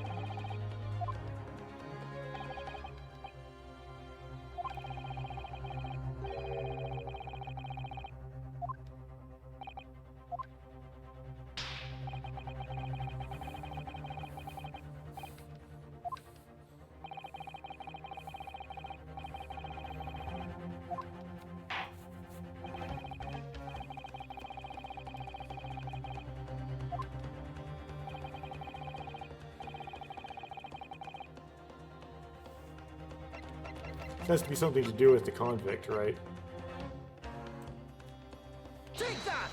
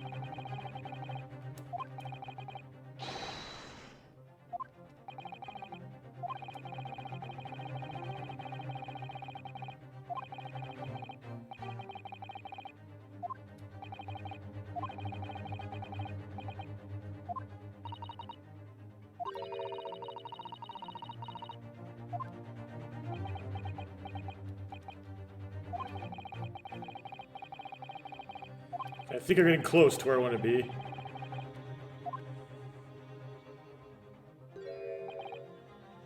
My lord? Yes. Defense would like to make a proposal on how to find the late convict's hidden loot. We've already are in possession of something that could give us a clue of its whereabouts.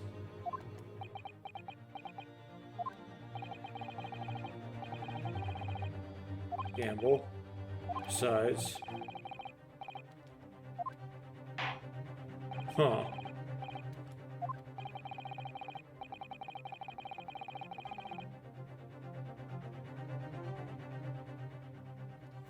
So, the achievement description is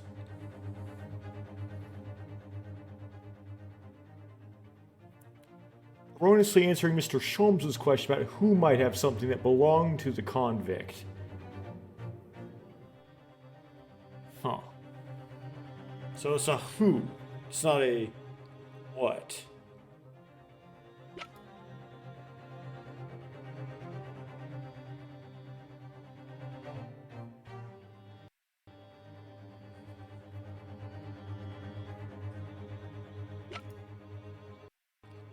So it's not the armband. Secondhand book report, no. Map, no. Soap, no. Teacups, no. Note, no. This, no. Medical report. No. Gas meter. No. Handprints, no. Photograph.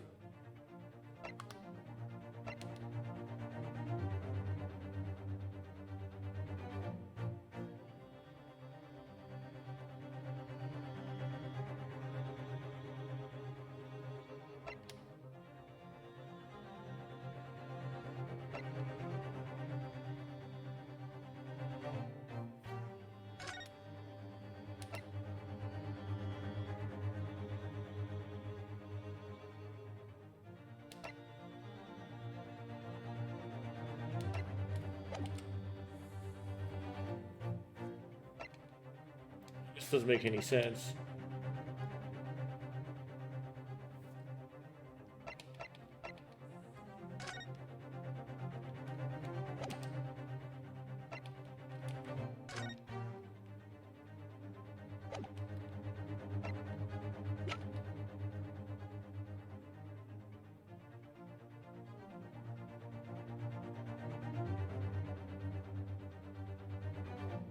Medical report, nope.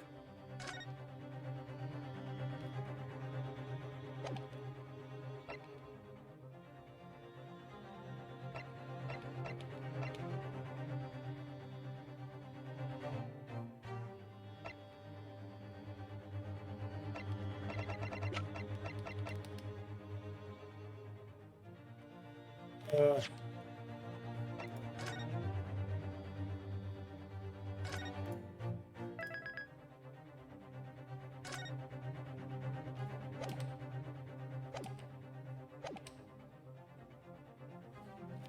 Take that! What's wrong? Objection!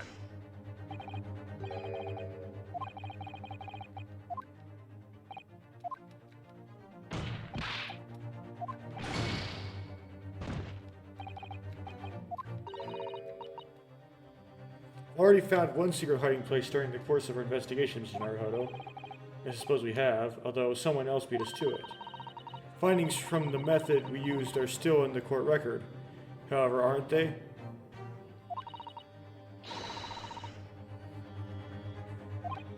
Oh, the hand thingy. Oh, okay. I forgot about that. It's been a while. Okay, since I played this. Handprints. Take that!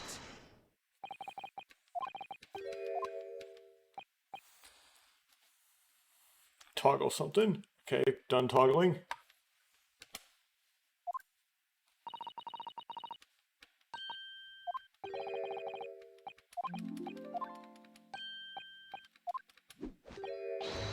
Okay, Sholmes showed up finally.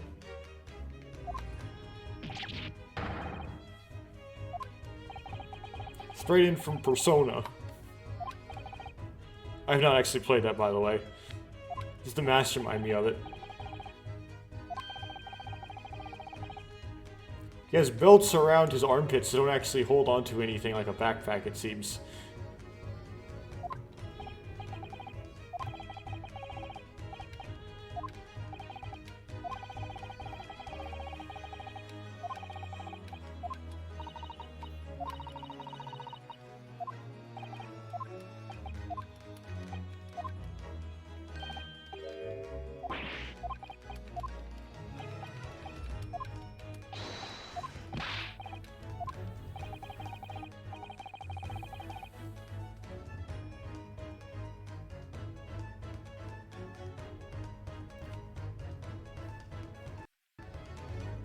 Put another save here.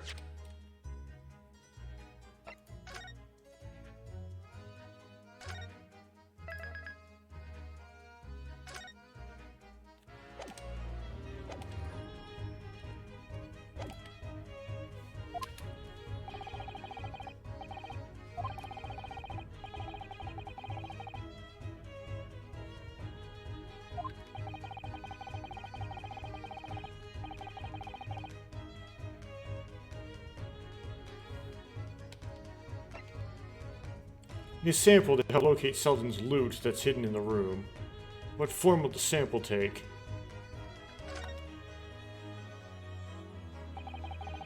Something of Selden's in order to create the indicator solution to find his loot. Something the convict owned happens to be in the possession of somebody listed in the court record. Okay.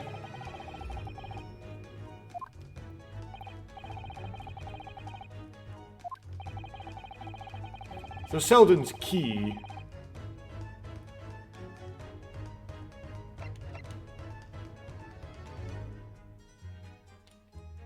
Take that!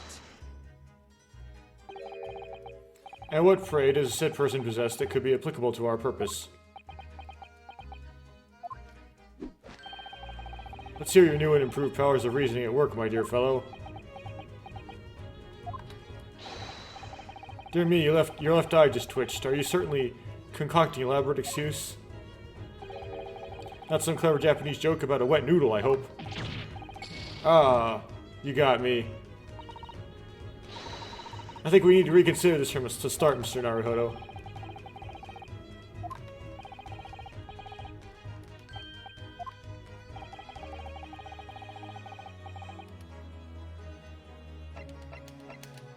Right? The key, yeah. Okay. So I'm going to pause right here and come back in the next place I want to be at. That was a long one. Okay, I skipped all the way from episode 2 to episode 4, and I'm near at the end of episode 4, and I'm examining the crime scene again after the trial, which is really long in episode 4, and Gina appears at the crime scene if you examine the trunk. So we're going to go from here. We're doing nothing special, we're just going to go through the conversation.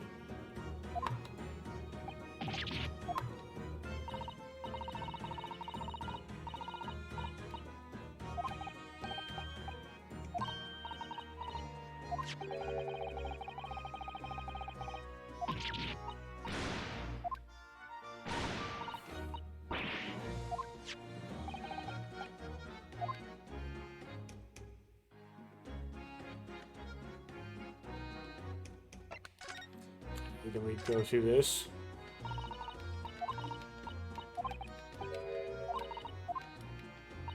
You should examine the trunk, but I don't need to do that because I'm just gonna pop out of here when I get done what I want to get done.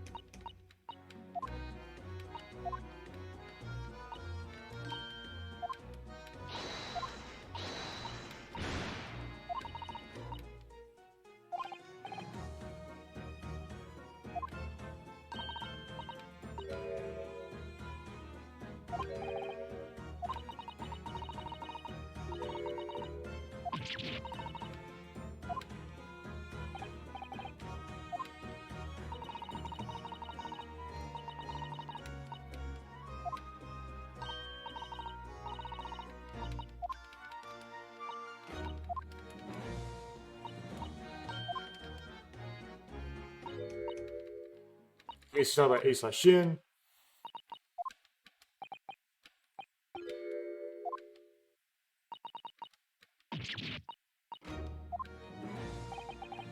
It's not Shin Zucchini. No, it's Zucchini, but I'm gonna call him Zin Zucchini from now on. It's A/Shin. Okay.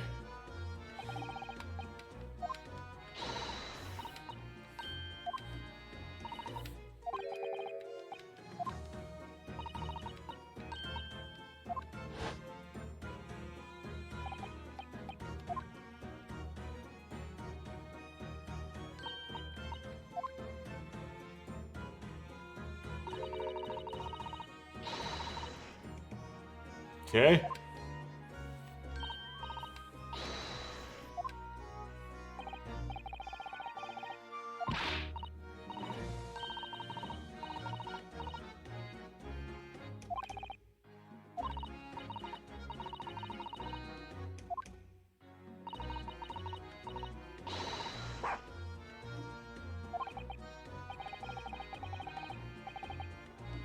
That's right, because he looks so hellish, honest.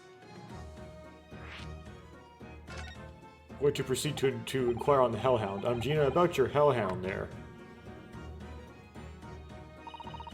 Chief Inspector Toby, you mean? It's the pride of the force, he is. In Japanese, police dog means something quite different and not altogether nice to those involved in crime. But here in Britain, it's a wonderful compliment, it seems. For a canine, at least. It should be. After all, in the great exhibition case the other day, it was Toby here who managed to locate Dr. Drebber's workshop. Maybe it's time for another demonstration of what the super dog can do, eh? Do we have something the Chief Inspector could catch the scent of, I wonder?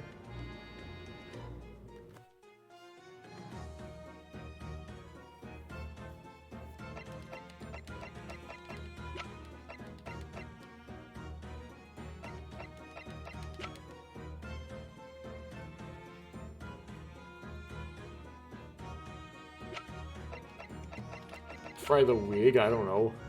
Fry how to do this part. Well, Chief Inspector Toby, if you wouldn't mind having a sniff of this.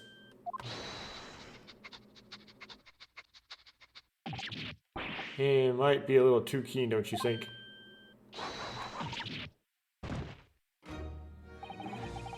The Chief Inspector made short work of Gina there. Woof. Look what he's gone to. Oh my, that trunk clearly still has a very strong scent. I'm Inspector Gregson. In other words, it must have belonged to him.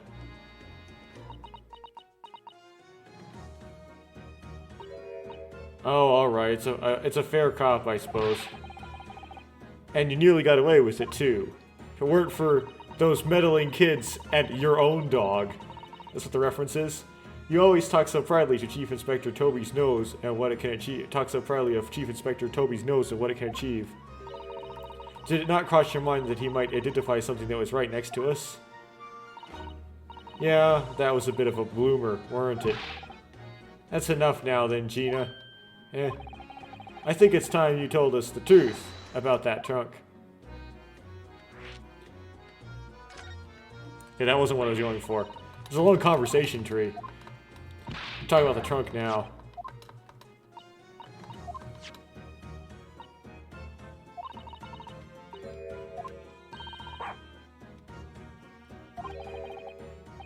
Sandwich. Not a bag of chips.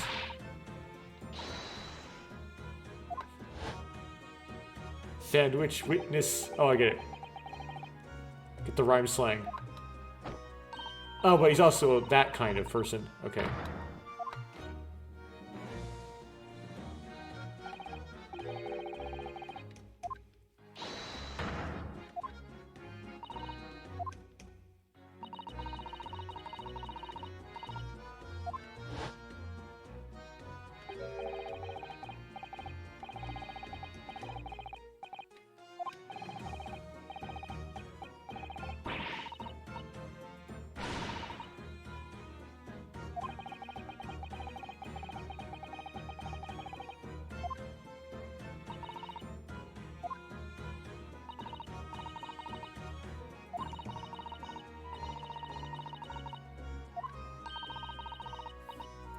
If you dare steal it, I'm gonna steal it instead.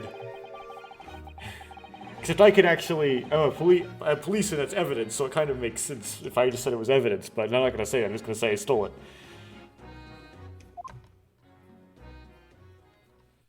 And here's where Toby goes after him. No?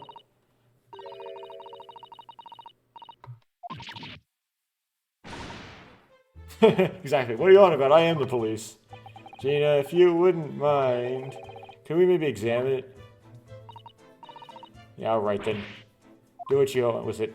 Man, this is a lot further. I started recording a lot further out than I thought I should. As usual. Okay.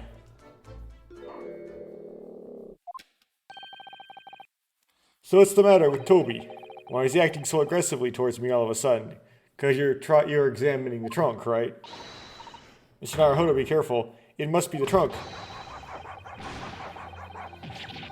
Rough, rough, rough. Thud. Toby, what are you doing? You're gonna lick his face off. Mr. Naruhodo, he got licked to death. Gina, quickly, hail a carriage.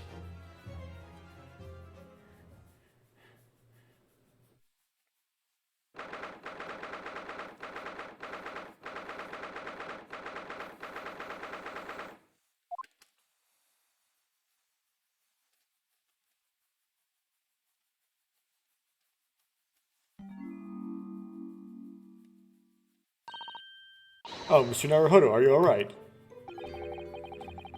Miss Susato. Ah, conscious again at last. A blessed relief, my dear fellow. After all, to drop dead after a moderate licking by a small terrier were most unseemly. What is or isn't seemly is irrelevant here, Mr. Sholmes.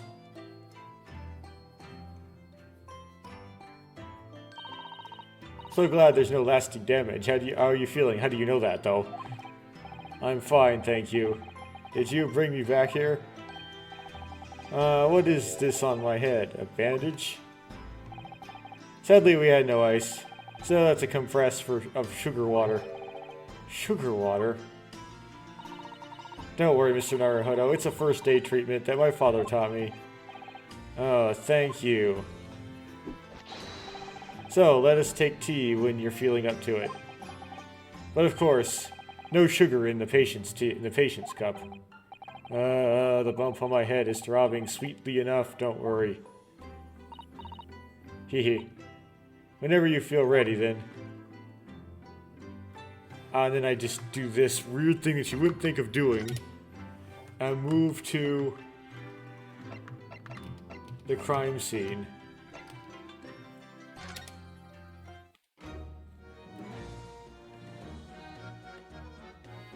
Then examine.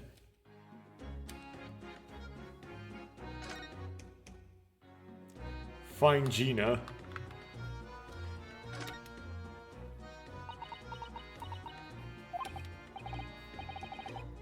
Gina, I'm really sorry. I'm daft, in it? If you asked me a year ago, the cops would go hang for all I cared. We gotta have police, ain't we? To catch the burglars. So us divers can go about our business in peace. Wait, sorry. I don't think I can have heard that. I think I can have heard that properly. It said it was going to teach me everything I need to know to be a detective. All I got around to showing me was where the best flaming chips and fish and chip shops are. Actually, that reminds me. Gregson said he was supposed to be going to Paris in the near future. Is something wrong? No, I'm sure I'm reading too much into things. It's just that the timing seems very coincidental. You know, the boss was acting a bit strange recently, like it was always in a rush.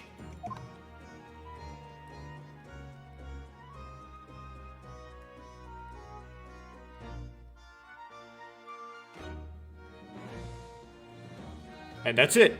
Okay, I'm gonna pause and come back when I got to the spot I want to be at. Okay, so what I'm looking for is when the third page of the Asogi papers gets added. Now, that's why I went to this last testimony of at the very end. Now, right now,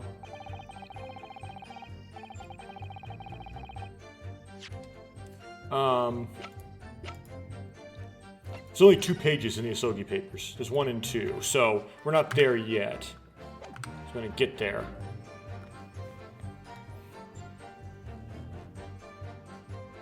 In fact, you know what? This is what I'm gonna do. I'm gonna actually do this on recording. I'm gonna get out of here.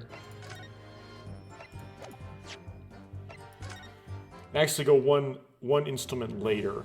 So I'm gonna go select adventure, second game, select adventure, the last chapter, and actually go 1 later. So London's Reaper. Yes, maybe this will get me closer. Because we're going like the last...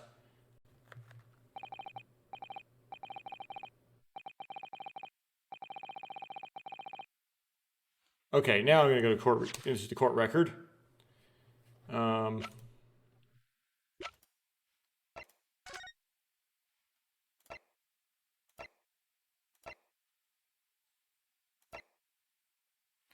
Okay, so we haven't gotten... Okay, so it's good that I skipped one part later because we haven't got to the 3rd page of the Asogi papers yet.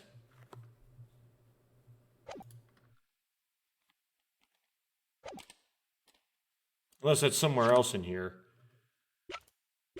Like there's a 3rd page entry. No, okay. So you have to punch through this until we get to that 3rd page.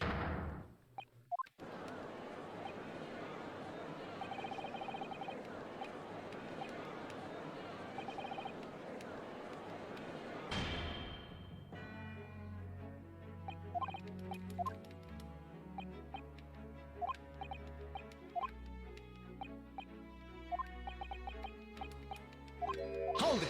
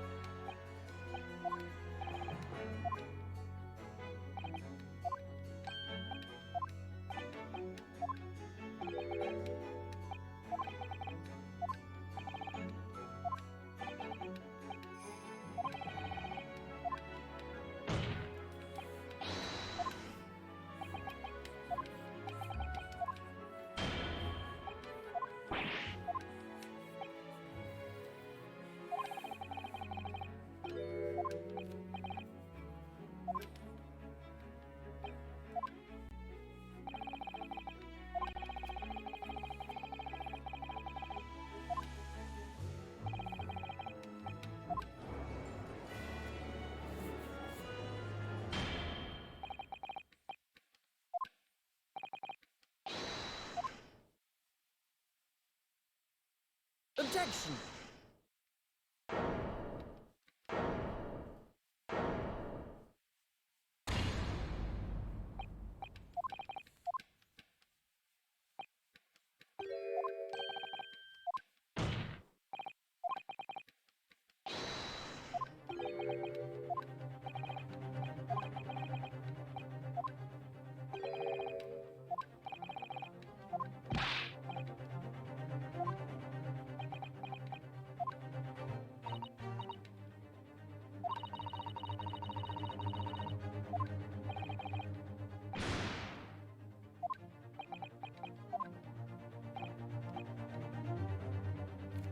I think it's Lord Van. Nope, wrong one.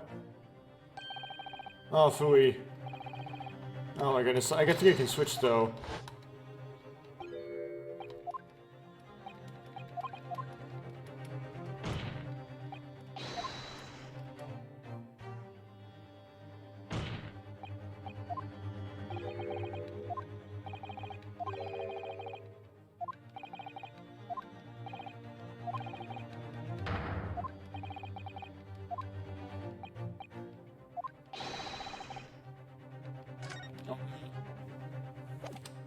I'll just get it wrong so I can keep going.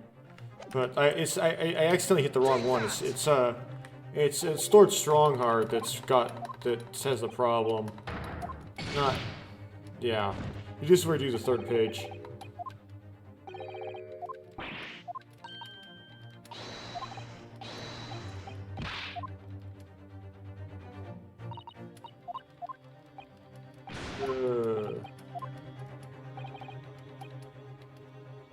Okay, it's Lord Strongheart. It's not Van Zykes. Okay, I just keep forgetting that it's WASD instead of the arrow keys to toggle the options.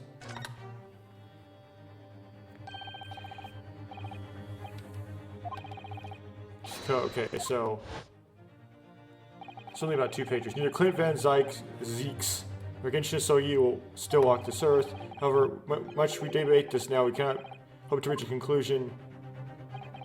There are only 2 extant pieces of evidence from the time. The woebegone ring that acted as incriminating evidence to condemn Genshin Asogi, and a 3-page last will and testament pinned in black ink and left behind by the man.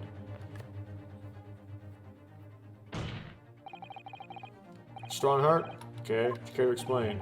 Explain what?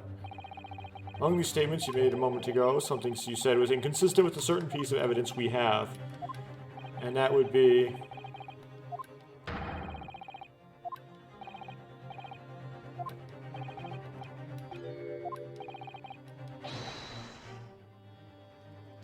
and then the Asogi papers. Take that!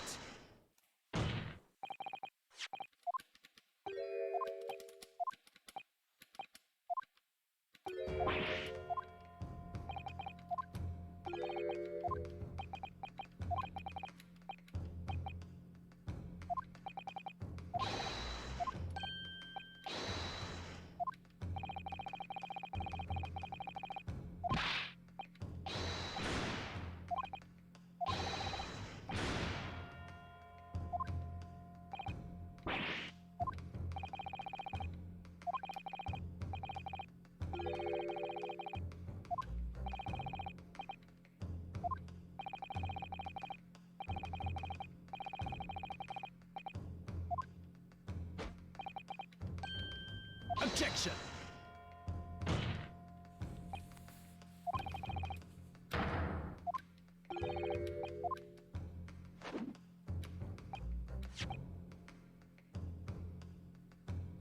I have the 3rd page right now. My father's message. We give it to you at the end of these proceedings. Be too late once the trial is over. We need to know what it says now. And the slightest thing will give us a vital clue.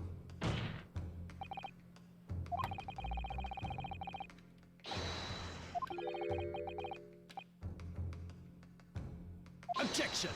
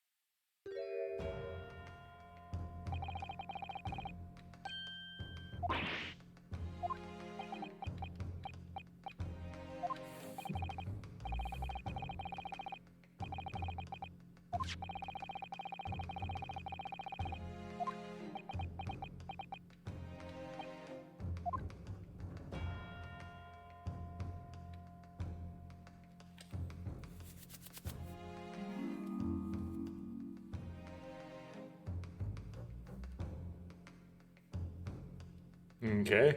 Kazuma, the truth is shrouded in darkness, a darkness only our clan's great sword can pierce. Mighty Karuma, twist thy head and watch them fall, all thy mortal foes.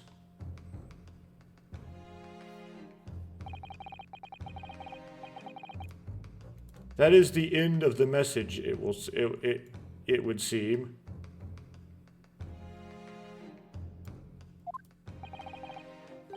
A haiku poem, twist thy head.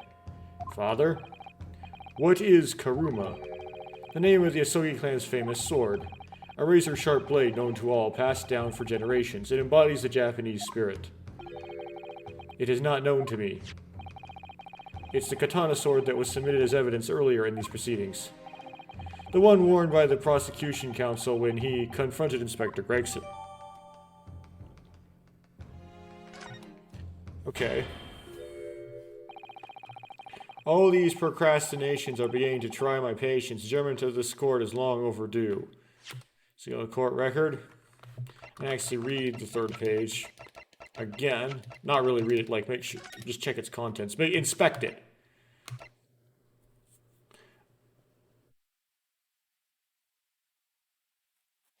Okay, cool. Now, this might have been really hard to translate from Japanese just because of the syllable structure. It's like, mighty Karuma, 5 syllables. Twist thy head and watch them fall, 7 syllables. All thy mortal foes. That is 5 syllables. And what constitutes a syllable is more well defined in Japanese. But they squeezed it into that structure faithfully, 5-7-5. They didn't like stretch the haiku format in order to make it translate. Maybe they should have if the meaning wasn't preserved very well in order to get the right syllable count. Okay.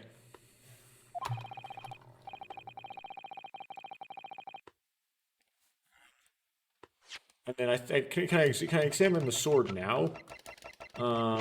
Like already.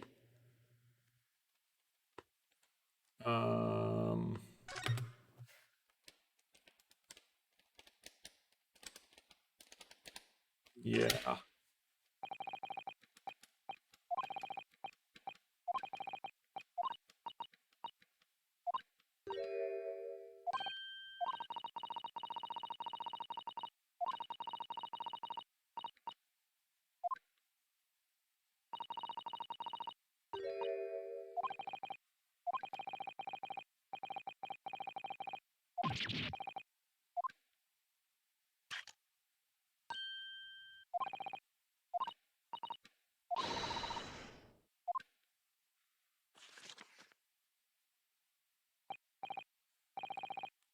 Okay, Scarlet Ink, it's written Scarlet Ink.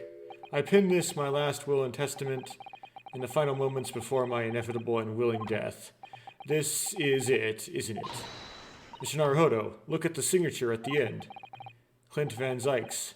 And the date, 10 years ago, on that fateful night. So for 10 years, it's been silently concealed inside Karuma and nobody knew. The last will and testament of Lord Clint Van Zykes. Wait, oh my goodness, look at this. This is unbelievable.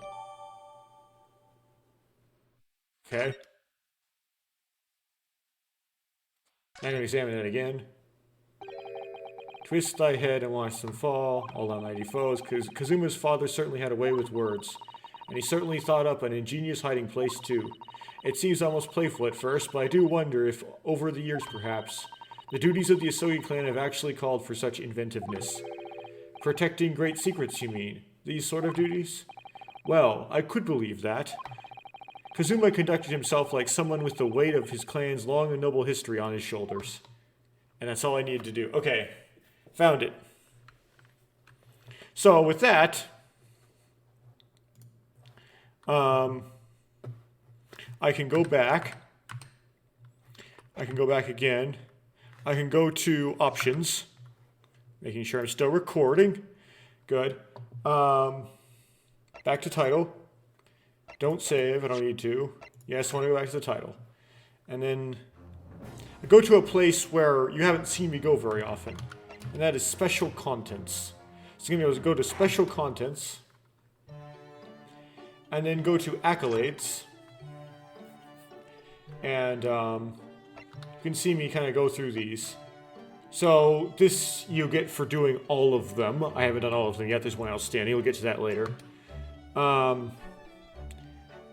So chapter 1 of the first game, episode 1 of the first game, episode 2 of the first game, episode 3 of the first game, episode 4 of the first game. This is episode 5 of the first game. Episode 1 of the second game, 2 of the second game, 3 of the second game, 4 of the second game, and 5 of the second game. This is completion of all the extra escapade adventures. We'll get to that. For playing the game in all available outfits, if you notice that my last few, like, trying to find the little bits of dialogue that I needed to get all these medals, like, segments, you notice that in the second game, when I was going through the second game ones, I had, Ryonosuke, Susato, and Herlock Sholmes wear alternate outfits. Now it's to get that one. So the really goofy outfit that Susato was wearing called,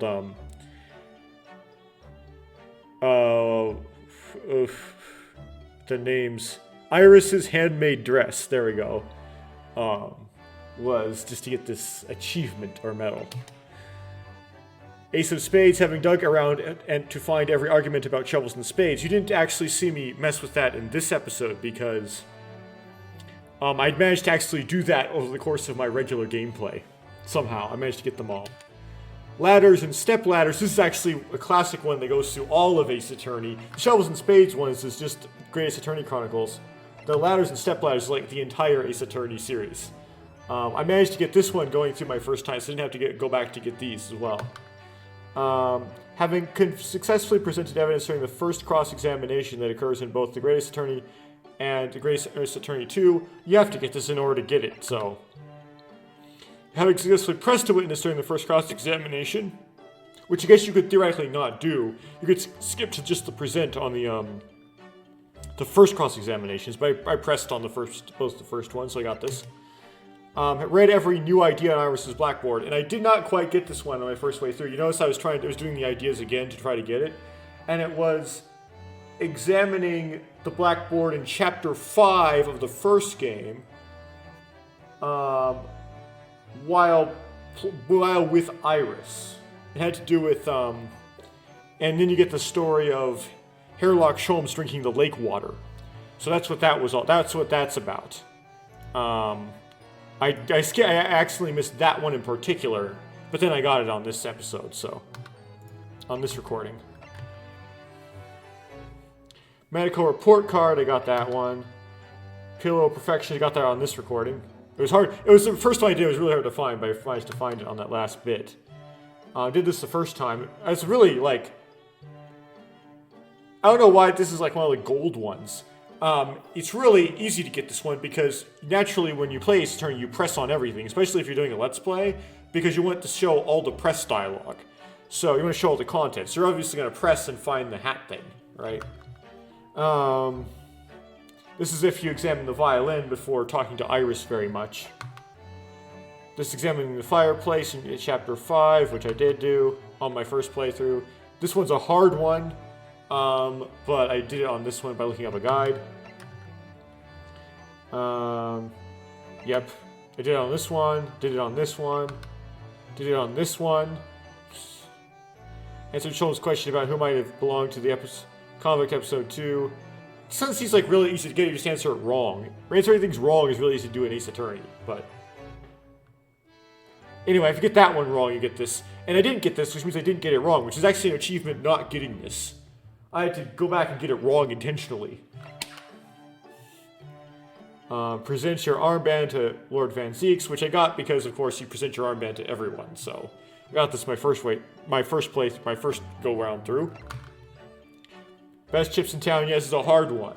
There's no way you'd really think to go back to like go places after you woken up after the Toby incident. So yeah, it's an obscure one. You pretty much need someone to tell you it's there in order to know it's there. And then, yeah, examining the hilt afterwards. They wouldn't have any reason to do this, but if you do, you get this silver one. Okay. So I got all the accolades except for, of course, this one in particular, Ace Aficionado. And then the one for getting all of them, because you have to get all of them, I don't have Ace Aficionado, right? So, let me talk about that one. There's something called Escapades, which I kind of looked over because I thought, I saw this like achievement list in Steam, and I thought that this was one you might not be able to get unless you have the DLC. I just didn't go into all the menus in the game, so I didn't realize that it was something that's actually in the regular game. It's not in the DLC. So these are things that you can go through. There's 8 of them. I don't know what they are exactly. So I'm just going to do them in another recording. I'm not going to do them in this one. I'm out of time today. So there's more than 8. In the first 8 escapades, Ryunosuke finds 2 troublemaking witnesses from his earlier trial having a battle of words to defend its antechamber, leading to a real tongue lashing. These are like shorts, right? There's only 8. First of 8 escapades, yeah. So I'll read these shorts next one. And then I'll get that one. I don't want to... This is the credit. Is this like the whole credits?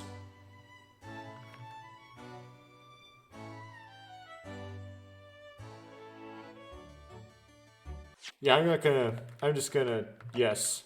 I'm not gonna view the credits right now. Okay. This is where you change your outfits. So this is where you, do this business where you... Normal... Weird, but less form-concealing.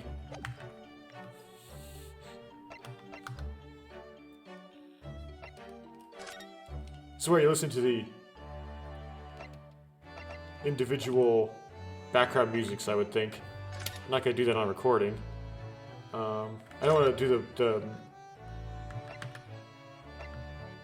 Maybe I can move the animation. So these are the concept art for Ryunosuke. See, it used to be more like Phoenix Wright, and they slowly made him more unique.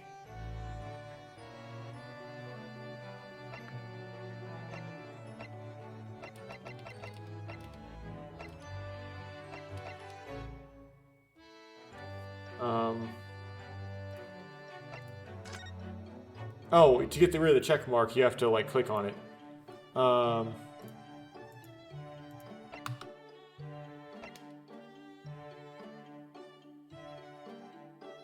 Main concern here is to strike a good balance between a period look of someone out of Meiji Japan, a believable ancestor to the protagonist of the main Ace Attorney games, Phoenix Wright. So they look kind of like Phoenix. Right.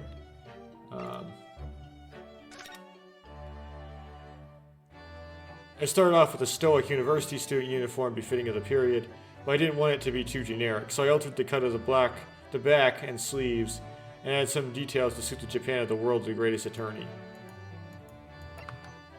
The buttons on the back accentuate and draw the jacket to create a smart svelte lines. This picture was drawn as a reference to Ryunosuke's principal in-court camera angle. He has his sword drawn because, well, I just wanted to see what it would look like. Okay. This is Ryunosuke's traveling to Britain outfit, which he didn't wear. I included the school cap and cape as they lend an obvious period air, being so different to modern clothing.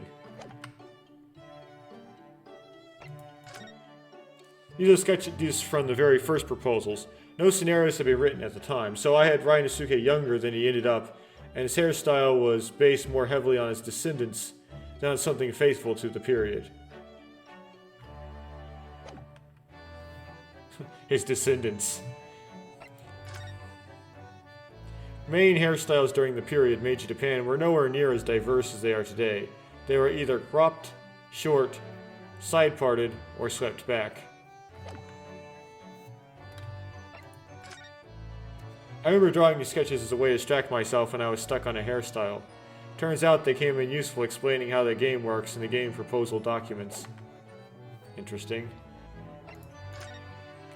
Whilst the overall character design is reasonably uncomplicated, I was conscious that I wanted to convey unique qualities of this game's world by paying extra attention to the fine details. Every accessory and adornment was personal significance to the character, which is an idea I hope players will use our imaginations to explore. Okay.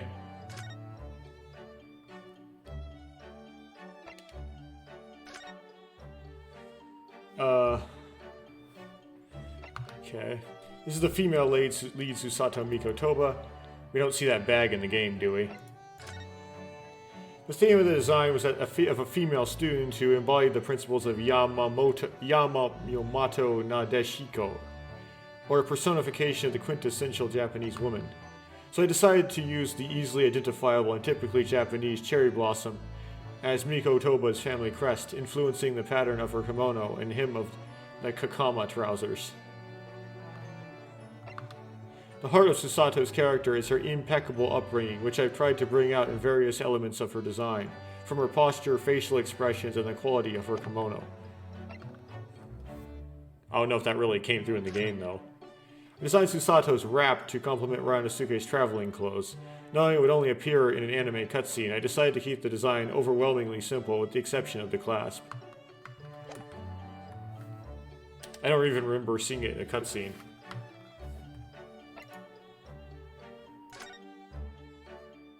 I wanted Susato's hair to be styled appropriately for the period, whilst at the same time being a little out of the ordinary. I ended up with something that looked relatively simple in silhouette, but is actually quite complicated.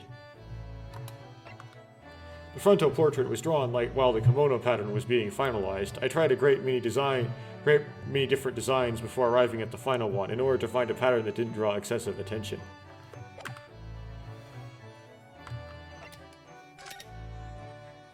This is an early proposal sketch where it wasn't yet clear how folksy to make Susato. Later, in parallel with Mr. Takumi's scenario development, I got a better feel for her character and softened her into a refined young lady. So she used to be more rambunctious, you mean? This image was drawn to help with the anime creation. Anime cutscenes form a bridge between various scenarios in the game, so it's vitally important to avoid any discrepancy between the renderings of the characters.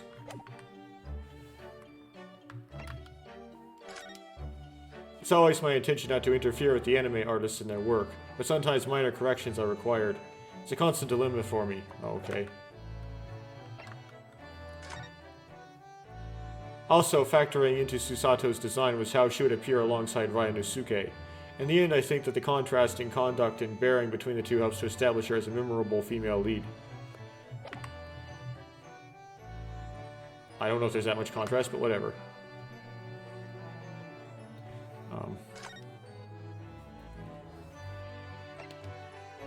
Here we have the great detective himself, Herlock Sholmes, but how I was going to come up with the design to satisfy the requested unique take on the classic detective. To begin with, I brought some steampunk elements to the Victorian-era character. Just cuz. Then I tried to create a stylish arrangement of various period elements and some iconic characteristics of the original that I wanted to preserve. Sholmes' personal crest combines the cogwheel motive of his consulting detective business and the simple flower design of Iris's crest. The cogwheel signifies the Industrial Revolution taking place in Britain at the time. There's also overtones of the relationship between Sholmes and Iris in the motif, with Iris the flower at the center being protected by Sholmes' cogwheel around the outside.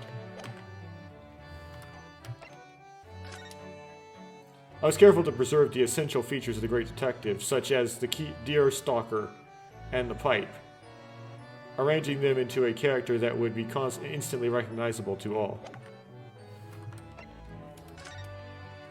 Sholmes' equipment is an exception to the rule in that it consists of technology belonging to a much more modern era than the game's setting, and takes in fantasy elements from the world of the Great Ace Attorney. When Sholmes' goggles are turned on, the shape of the center of each eyepiece lights up and rotates. It's supposed to conjure the idea of a lens attached to a camera to complement the detective's investigations. Sadly, that couldn't be realized in Sholmes' in-game animations at this time. This is Sholmes' indoor attire, since I assumed he wouldn't be comfortable relaxing at home whilst wearing all of his detective paraphernalia. His hair is styled as wisps of smoke to complement the indispensable pipe. This is a sketch I did for my initial proposed document. The images of Sholmes in the midst of analyzing evidence played a crucial part in portraying the souped-up role forensic investigation was to play in this game. The actual character design was still not fixed at this stage, even though the general direction had been decided already. This is a very early proposal sketch. It was supposed to portray a somewhat dark London with heavy steampunk influences. Here we have Iris Wilson, whose character was developed on the basic idea of a child genius.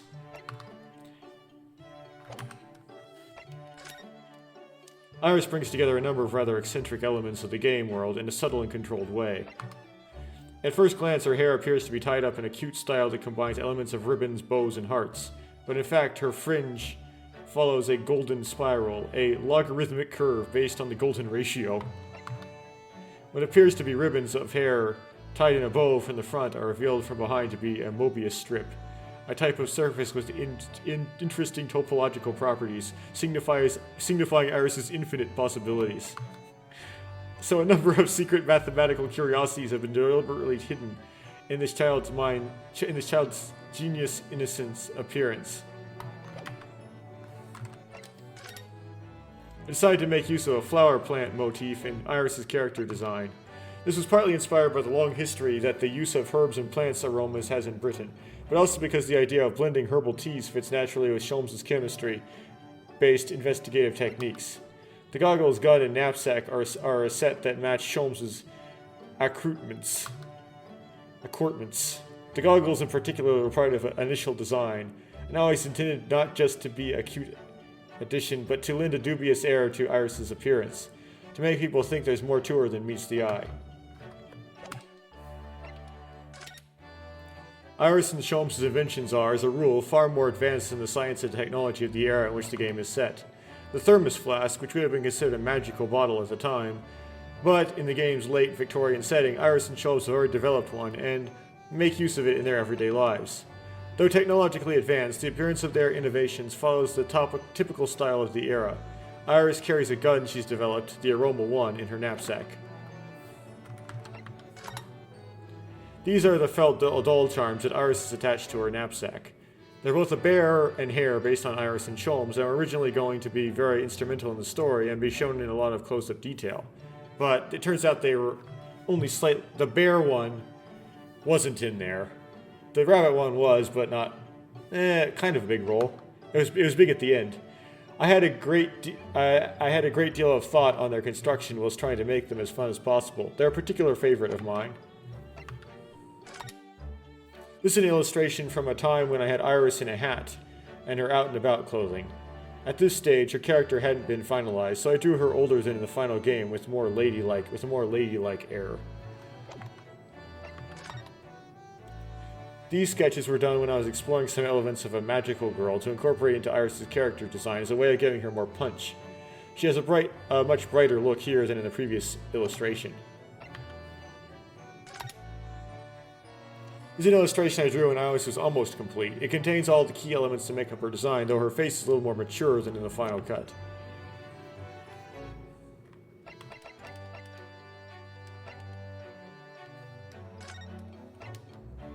Now for Kazuma Asogi. Okay. The basic theme of Kazuma's design was a classic young Japanese man.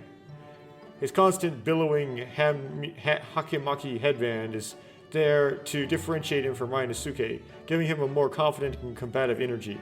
There's no doubt that wherever Kazuma is, the winds of change are blowing.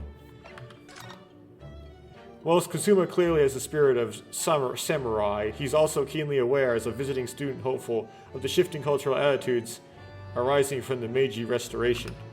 The addition of the leather gaiters and sword belt as influences from the Western world highlight the character's social awareness. I desperately wanted to draw Kazuma in the act of drawing his blade, so I included that in the key visual. With the exception of some dramatic finger pointing in court, there's little opportunity for the Ace Attorney series to draw figures full of grand, sweeping gestures like this, so I'm always looking for an excuse. And I'm particularly pleased that I could really go to town with a picture of Kazuma at a large scale. These are some sketches I did during the transition phase when we were considering who should have glasses. Eventually we settled on that being Satoru Hosonaga. Ouch, he doesn't count. Wait, I forgot his first name was Satoru. Whose design was also working on at that time. I remember that name from Remember 11. This is the game with Satoru in it.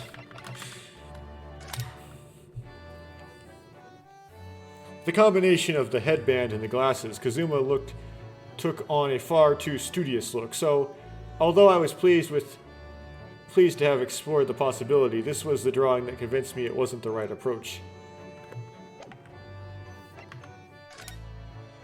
This sketch was done when Kazuma's design was almost finished, finalized. I was hoping to draw both Ryan Azuki and Kazuma side by side wearing matching hat and cloaks. That's a picture I'd like to draw one day.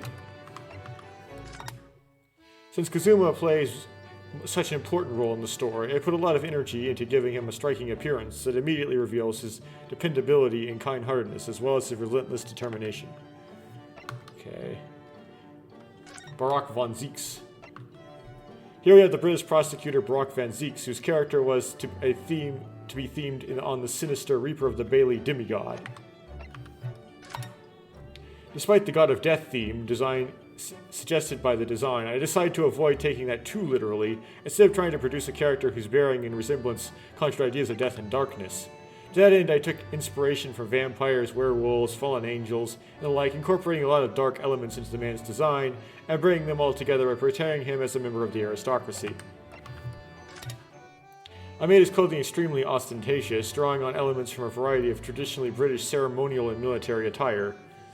I added some extra ribcage-like detail around the midriff. His saber is supposed to contrast directly with Ryan Isuke's Japanese katana, bringing out the difference between East and West, the samurai versus the knight. I made his clothes okay.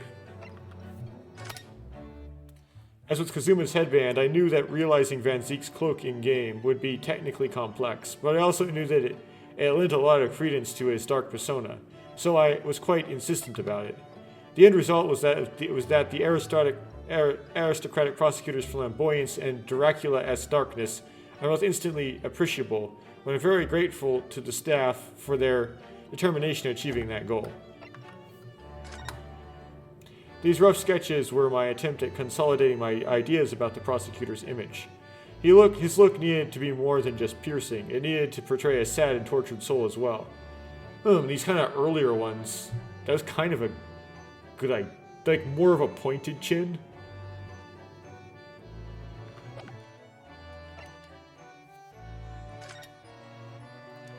This is a very early illustration.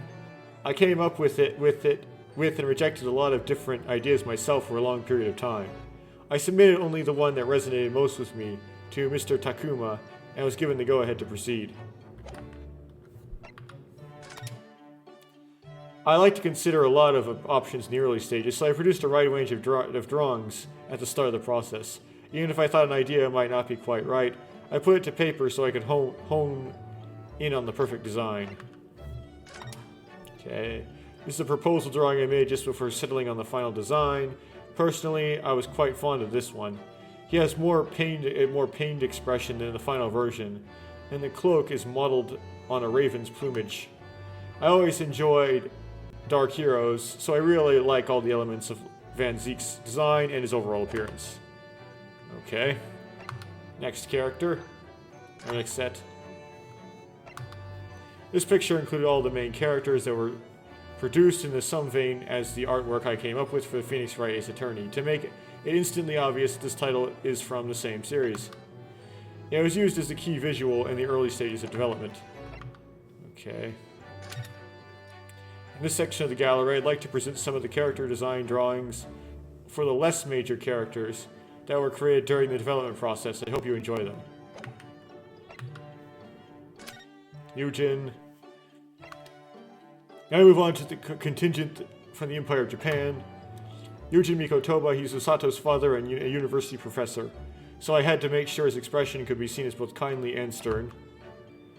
I established the cherry blossom as an emblem of the Mikotoba family, and Yujin's pink Haori overcoat clasp is modeled on a cherry tree in full bloom. The hem of Susato's Kakama trousers also carries the family crest. But he also has a suit version. He has like a Western version as well. What do you call that? Young buck?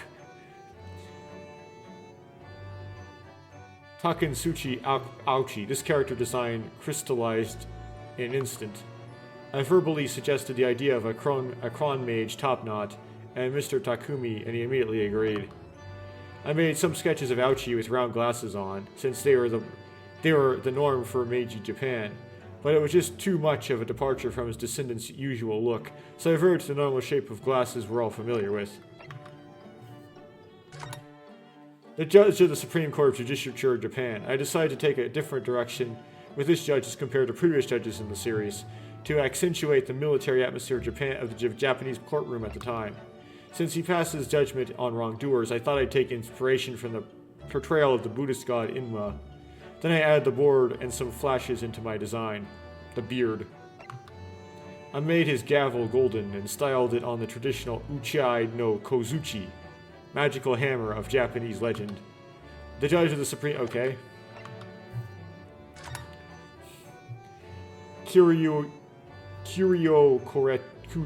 Kuda. Since his name is a merchant, this man is a merchant, I initially decided to base his design at Bisu, one of the 7 gods of fortune and traditional Japanese god of prosperity and business. But when I showed my rough sketches to Mr. Takumi, for some reason, the idea of Akuda being long and thin came up, so I switched to another of the gods, Fukurokuju, as a more fitting source of inspiration. I wanted to have... Okay. Whoops. Wanted to have him constantly eating sticky mochi rice cakes, which would have caught up in his throat, and it seemed a little too dangerous to portray. So with great self-restraint, I stopped to myself, lol.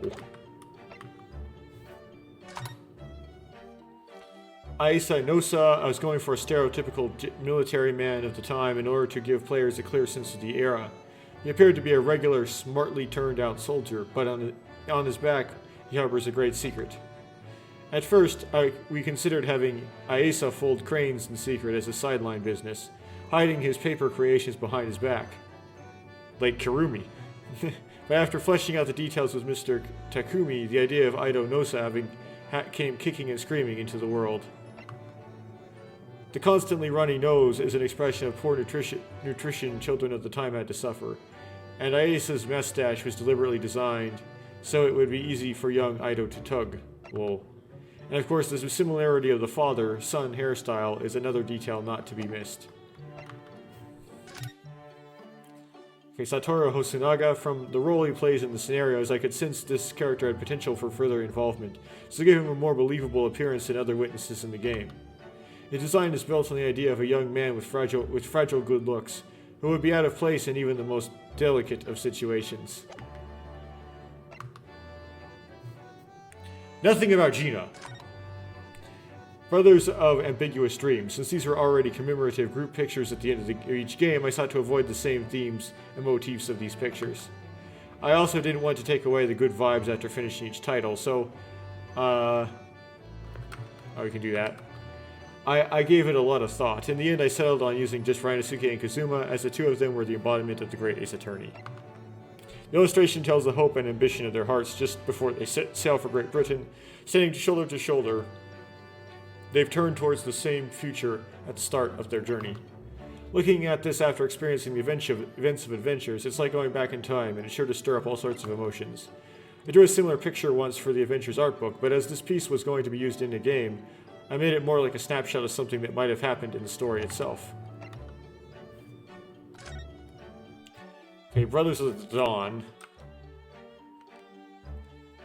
I turned to the iconic final scene at daybreak between Ryanosuke and Kazuma for inspiration of their symbolic illustration of their parting ways. The image of the sun rising between their crossed swords was something I desperately wanted to include in the game, and it turned out to be a very emotionally powerful scene. It hints at their futures while showing the metaphorical drawing of a new age of law. Rushing off down their respective paths with conviction in their hearts, Ryanosuke and Kazuma dash away in opposite directions from the rising sun till the day their fates would cross once more. Whereas the two of them were facing the same direction in Brothers of Ambitious Dreams. Brothers of the Dawn represents a visual and thematic counterpart to complete the set. Okay. That's all of those, right? What's this?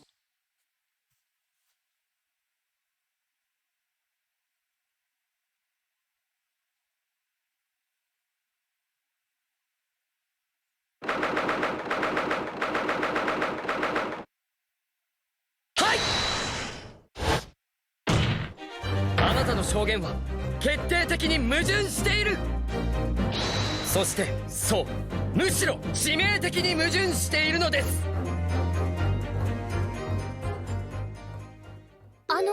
何をなさっているのですか、なるほど様。ああ、スサトさん、見ての通りちょっと張り切っているのです。張り切って？来年発売予定の大逆転裁判で奇跡の出会いが待っているのですが、その人物と今日この大法廷で一足早く会えるらしいのです。日本男児としてやり手なところを見せておきたいじゃないですか。おお、やる気でございますね、なるほど様。でもなんだかちょっと怖いですね、夜の大法廷は。先ほど見物したロンドン島恐怖展もそれは恐ろしゅうございましたから。佐藤さん、ロンドン中の催し物を調べ上げていますよね。明日見て回る恐怖展の予定もかっちり組み上げてありましたもん。別に恐怖限定でなくてもいいと思うけど。ところでさっきから何か聞こえませんか？そういえばこの大法廷、幽霊が出るという噂がございます。やめてください。ロンドン島恐怖展の直後でやや敏感になっていますから。何者だ。なるほど、どうやら全て見えたようだ。我が名推理がささやく真実、君の正体はズバリ殺害されたイタリア人のコック長だ。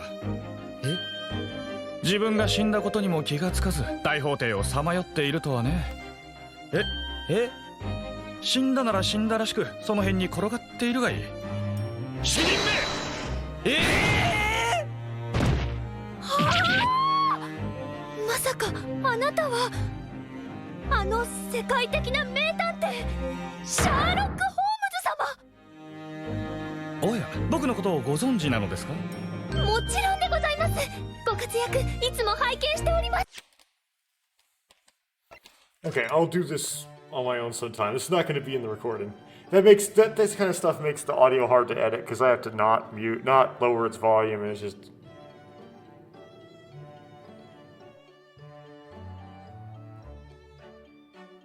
Yeah. So that'll be it for now. That'll be it for this recording. And then I'll do whatever those other things are escapades in the next recording.